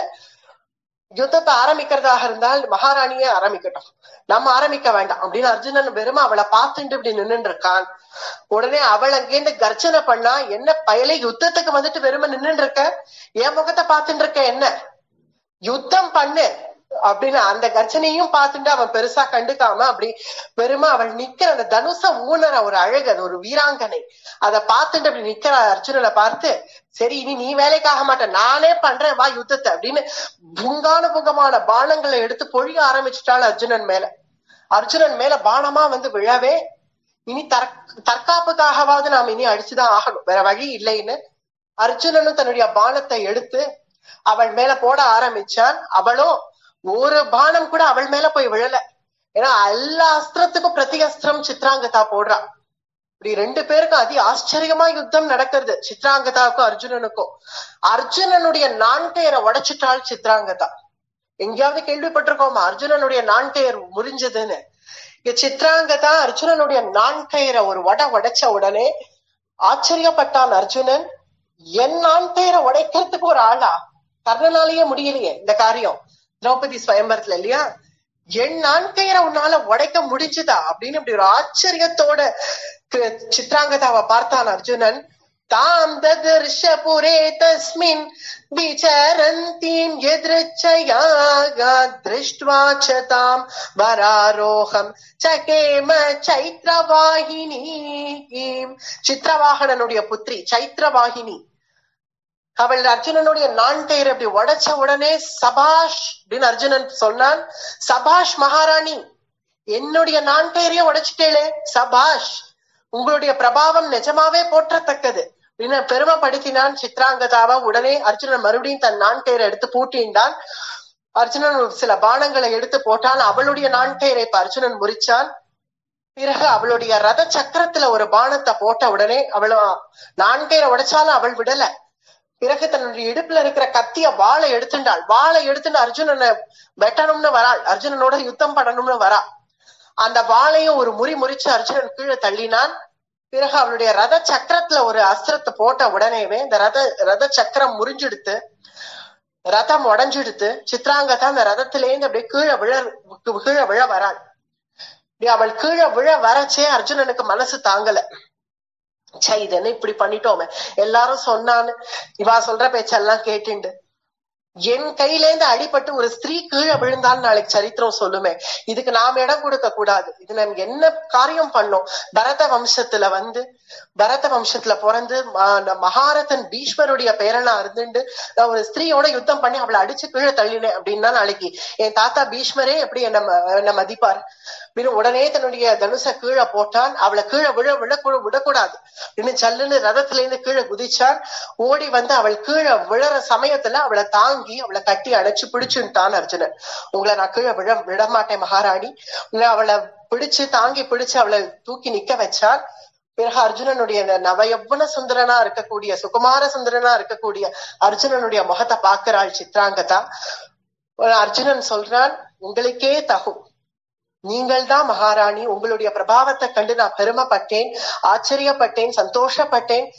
நீங்கள் தான் ஆளணும் இந்த ராஜ்யத்தை. உங்களை மாதிரி ஒரு 4 மகாராணிகள் வீராங்கனைகள் இருந்துட்டாலே நம் தேசம் காக்கப்படும். இந்த தேசத்தினுடைய எல்லைகள் எதுலயும் ஒருத்தரால உங்களை ஜெயிக்க முடியல அப்படின்னு ஜனங்கள்லாம் சொன்னா நான் பெருமைதான் அடைஞ்சேன். உங்களை நினைச்சு நான் பெருமைதான் பட்டேன். அப்படி காத்திருக்கீர்கள் இந்த மணிப்பூர தேசத்தை. எனக்கு ரொம்ப சந்தோஷமா இருக்கு உங்களை பார்த்தா அப்படின்ன உடனே அதெல்லாம் இருக்கட்டும், நான் ஒரு சபதம் பண்ணிருக்கேன், என்னை ஜெயிக்கிறவர்களுக்கு நான் மாலையிடுவேன், என்ன நீங்கள் ஜெயிச்சிருக்கீர்கள் அப்படின்னு சொன்ன உடனே இல்ல நான் உங்களை ஜெயிக்கல. அர்ஜுனன் சொல்றான், உங்களை நான் ஜெயிச்சதாக நீங்கள் நினைக்க வேண்டாம், நான் உங்களை ஜெயிக்கல. வாஸ்தவமா ரதம் முறியறதெல்லாம் யுத்தத்துல சகஜம். ரதம் முறிஞ்சா அந்த ரதத்துல இருந்து கீழே விழுவான். பிறகு மறுபடியும் எழுந்து நின்று யுத்தம் பண்ணுவான். ஆனால் நானும் நீங்கள் கீழே விழுந்திருந்தாலும் எழுந்து நின்று நீங்கள் மறுபடியும் யுத்தம் பண்ணிருப்பேன் கூட. நீங்கள் விழுந்து தாங்காம நான் பிடிக்கணும்னு நினைச்சேனே தவிர இன்னும் அதுக்குள்ள எனக்குதான் வெற்றின்னு நீங்கள் தீர்மானம் பண்ண வேண்டாம் அப்படின்னு அர்ஜுனன் சொன்னதும் சித்ராங்கதா சொல்றாள், என்னை தாங்கி பிடிச்சேன் இல்லையா, இதுதான் எனக்கு வேணும். என்னை தாங்கி பிடிக்கிற ஒரு ராஜகுமாரனுக்கு தானே நான் மாலையிட முடியும். அதனால உங்களை கண்டு நான் நிஜமாவே வரிக்கிறேன், என்னை நீங்க விவாகம் பண்ணிக்கோங்கள் அப்படின்னு சொன்ன உடனே என்னுடைய தகப்பனார் ராஜ்யத்துலதான் இருக்கா, வாருங்கள் போவோம் அப்படின்னு அர்ஜுனனை அழைச்சுண்டே ராஜ்யத்துக்கு போகிறாள் மகாராணி சித்ராங்கதா. சித்ரவாகனன் ராஜாக்கு ஏத்தன் மத்திய விஷயம் தெரிய வந்தது. அவன் ரொம்ப சந்தோஷமாக ஆரத்தி எல்லாம் கரைச்சி வச்சுண்டு இவர்களுக்காக காத்துட்டு இருந்தான். அர்ஜுனன் வந்த உடனே அர்ஜுனன் ஆலிங்கனம் பண்ணிட்டு ரொம்ப சந்தோஷப்பட்டான் சித்ரவாகனன் அந்த ராஜா. ரொம்ப சந்தோஷம். எந்த ராஜகுமாரன் இவளை ஜெயிப்பானோ கல்யாணம் பண்ணிப்பனோன்னு நான் ரொம்ப கவலையில இருந்தேன். பழம் நழுவினாலும் பால்ல தானே விழுந்திருக்கு, நீங்கள் இவளை ஜெயிச்சது எனக்கு ரொம்ப சந்தோஷம் அப்படின்னு அவன் சொன்னதும் மறுபடியும் அவர் சொல்றான், அர்ஜுனன் நான் ஜெயிக்கல, நான் யுத்தம் இன்னும் யாருக்கு வெற்றி தோல்வினே தீர்மானம் ஆல. அதுக்கு முன்னாடி ராணி நீங்களே என்ன விவாகம் பண்ணிக்கோங்கன்னு சொல்லிட்டா. அதனால நான் ஜெயிச்சதாக இங்க இல்ல, வாஸ்தவமா நான் மனசால சொல்றேன், ஜெயிச்சது மகாராணி தான். என் ஹிருதயத்தை ஜெயிச்சுட்டா, அது மகாராணி தான் ஜெயிச்சா. ஏன்னா அவள் யுத்தம் பண்ற அழகுல நான் என் ஹிருதயத்தை பறி கொடுத்தேன் அப்படின்னு அர்ஜுனன் சொல்லி பிறகு இவர்கள் 2 பேருக்கும் விவாகத்தை ஏற்பாடு பண்ணார். அங்க விவாகம் பண்ணிட்டு சித்ராங்கதாவோடவே கொஞ்ச நாட்கள் தங்கி இருந்து சித்ராங்கதான் இடத்துல பப்ருவாகனன் அப்படிங்கிற ஒரு மகாவீரனான ஒரு புத்திரன் பெற்றான் அர்ஜுனன். சித்ராங்கதானுடைய பிரபாவம் நம்ம எல்லாருக்கும் இப்ப தெரிஞ்சிடுது இல்ல பாக்குறச்சே. அதுல பப்ருவாகனன் சித்ராங்கதாவனோடவே புத்திரன். இப்ப அவனுக்கு எத்தகைய பிரபாவம் இருந்திருக்கும், அதுவும் அர்ஜுனனுடைய புத்திரன். இவர்கள் 2 பேருமே, அவன் அர்ஜுனன் வீரன், இவளோ வீராங்கனை. இவர்கள் 2 பேருடைய புத்திரன் எத்தகைய பிரபாவசாலியா இருந்திருப்பான். சித்ராங்கதாயாஹ சுல்கம் த்வம் கிருஹண்ணாய பப்ருவாஹனம் அனேன ச பவிஷ்யாமி ரிணான் முக்தோ நராதிபா. சித்ராங்கதாம் புனர்வாக்கியம் அப்ரவீத் பாண்டுநந்தனஹ இஹ வை பவபத்ரம் தே வர்தேதா பப்ருவாகனம். சித்ராங்கதாயாக சுல்கம், அவளிடத்துல வீரிய சுல்கத்தினால சித்ராங்கதாவை விவாகம் பண்ணிட்டு பப்ருவாகனன் அப்படிங்கிற மகாவீரனான ஒரு புத்திரன் நாளைக்கு இவனுடைய சரித்திரம் பாரதத்திலேயே தெரிய வரும். அர்ஜுனனையே ஜெயிக்கக்கூடிய வல்லமை பொருந்திய அந்த பப்ருவாகனன், ஏன்னா அர்ஜுனனோடவே பிள்ளை, உன் சித்ராங்கதா அவனுடைய பிள்ளை. இந்த 2 பேருடைய வீரமும் நிறைஞ்சு அவன் அத்தகைய வீரத்தோட ஜொலிக்க போறான் பப்ருவாகனன். அந்த பப்ருவாகனன் அர்ஜுனன் ஏற்கனவே சித்திரவாகனன்கிற அவர் தன்னுடைய மாமனார் அர்ஜுனன்ட்ட சொல்லியிருந்தா, உங்களுக்கு என்ன குழந்தை பிறந்தாலும் சரி அதை எனக்கே ஸ்வீகாரமாக கொடுத்துடணும். ஏன்னா நாளைக்கு பிற்காலத்துல மணிப்பூர தேசத்தை ஆள்றதுக்கு எனக்கு வேற யாரும் இல்ல. இந்த கன்னிக்கையா இருந்தாலும் பரவாயில்ல, ஏன்னா அதுவும் அவளுக்கும் பட்டாபிஷேகம் பண்ண வேண்டியதுதான். ஏன்னா சித்ராங்கதா தானே சில நாட்கள் ஆண்டிருக்கா மணிப்பூரத்தை.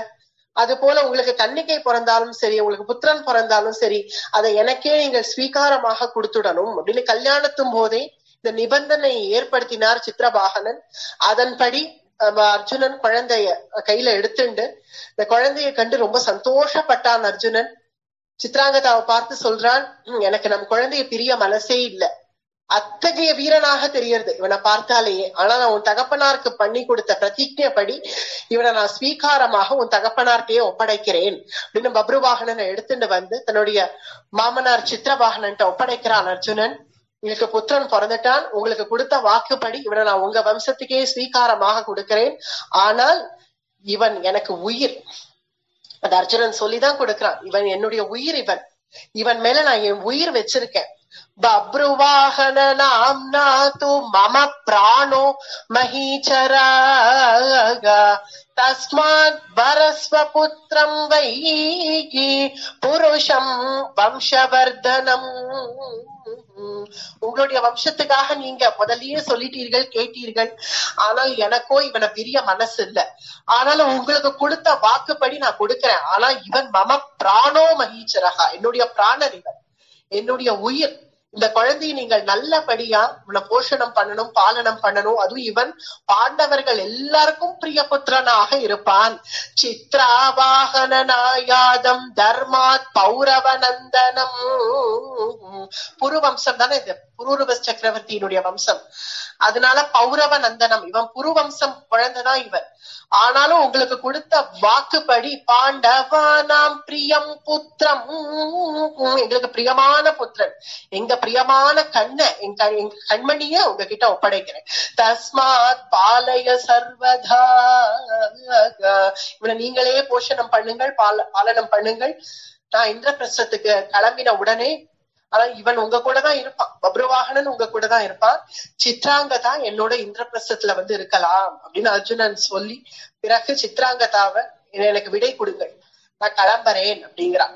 சித்ராங்கதா நீங்கள் கிளம்ப கூடாது, இங்கே இருங்கள், 12 வருஷம் ஆகட்டும், உங்களுடைய யாத்திரை தீர்த்த யாத்திரைக்காக தானே வந்தேன், 12 வருஷம் ஆன உடனே நம்ம 2 பேரும் சேர்ந்தே போவோம், சேர்ந்தே இந்திரபிரஸ்தம் போயிடுவோம் அப்படின்னு சொல்ல, இல்ல தீர்த்த யாத்திரைன்னு நான் வந்ததுனால இனி அடுத்த தீர்த்தத்தை நோக்கி நான் போகணும், தீர்த்த கஷேத்திரத்தை நோக்கி நான் போகணும், உன்னை விவாகம் பண்ணிக்கும்படி இங்க சூழ்நிலை ஏற்பட்டதுனால ஆகி நான் இங்கேயும் கொஞ்ச நாட்கள் வாழ்ந்துட்டேன், ஏற்கனவே உலுப்பியும் காத்துன்னு இருக்கா, நீயும் காத்துன்று, நான் இந்திரபிரஸ்தம் போனதும் உனக்கு தகவல் சொல்றேன் அப்படின்னு சொல்லி சித்ராங்கதா கிட்ட பிரியாவிடை கொண்டான் அர்ஜுனன். இன்னும் அவளுடைய பிரபாவம் அவன் மனசுல தங்கினதுதான். நாளை பின்னாடி சரித்திரத்துல திரௌபதியும் சித்ராங்கதாவும் ரொம்ப சக தோழிகளாக இருப்பா. ஏன்னா திரௌபதியே ஒரு வீராங்கனை, ஏன்னா அவளுக்கே தனுர்வித்தியை தெரியும் அப்படின்னு நம்ம திரௌபதி ஸ்வயம்பரத்துல பார்த்தோம். இவர்கள் 2 பேரும் அவ்வளவு சக தோழிகளாக இருந்து தனுர்வித்தியை பத்தி அவ்வளவு ஆச்சரியமா சம்பாஷணைகள் பண்ணிருக்கார்கள் அப்படின்னு நமக்கு பின்னாடி சரித்திரங்கள்ல நமக்கு காண கிடைக்கும். அத்தகைய சித்ராங்கதா அவனுடைய பிரபாவத்தை அப்படி மனசுல நினைச்சுட்டே, வீராங்கனைனா இவள் வீராங்கனை, ராணினா இவள் தான் ராணி அப்படின்னு அவளை மனசுல நினைச்சுட்டே பிறகு பிரியாவிடை கொண்டு அவன் மறுபடியும் மகரிஷிகள்ட்டையும் பொது ஜனங்கள்ட்டையும் வந்து சேர்ந்தான் அர்ஜுனன். மேற்கொண்டு அர்ஜுனன் தட்சிண தேசத்தை நோக்கி புறப்படுறான், தட்சிண யாத்திரை புறப்படுறான். தட்சிணே சாகர நூபே பஞ்ச தீர்த்தான் சந்தி வை, ஒரு 5 தீர்த்தங்கள் சேவிச்சுட்டே அப்படியே தட்சிண தேசத்தை நோக்கி புறப்பட்டு ஸ்ரீரங்கம் வந்து சேர்கிறான். நம்மளுடைய ஸ்ரீரங்கத்துக்கு அர்ஜுனன் வந்து சேர்கிறான் அப்படிங்கிற பரியந்தம் இன்னைக்கு முடிச்சப்போ, மேற்கொண்டு நாளைக்கு அர்ஜுனனுடைய ஸ்ரீரங்க யாத்திரை, பிறகு அர்ஜுனனுடைய துவாரகா யாத்திரையை தொடங்கும். அடியே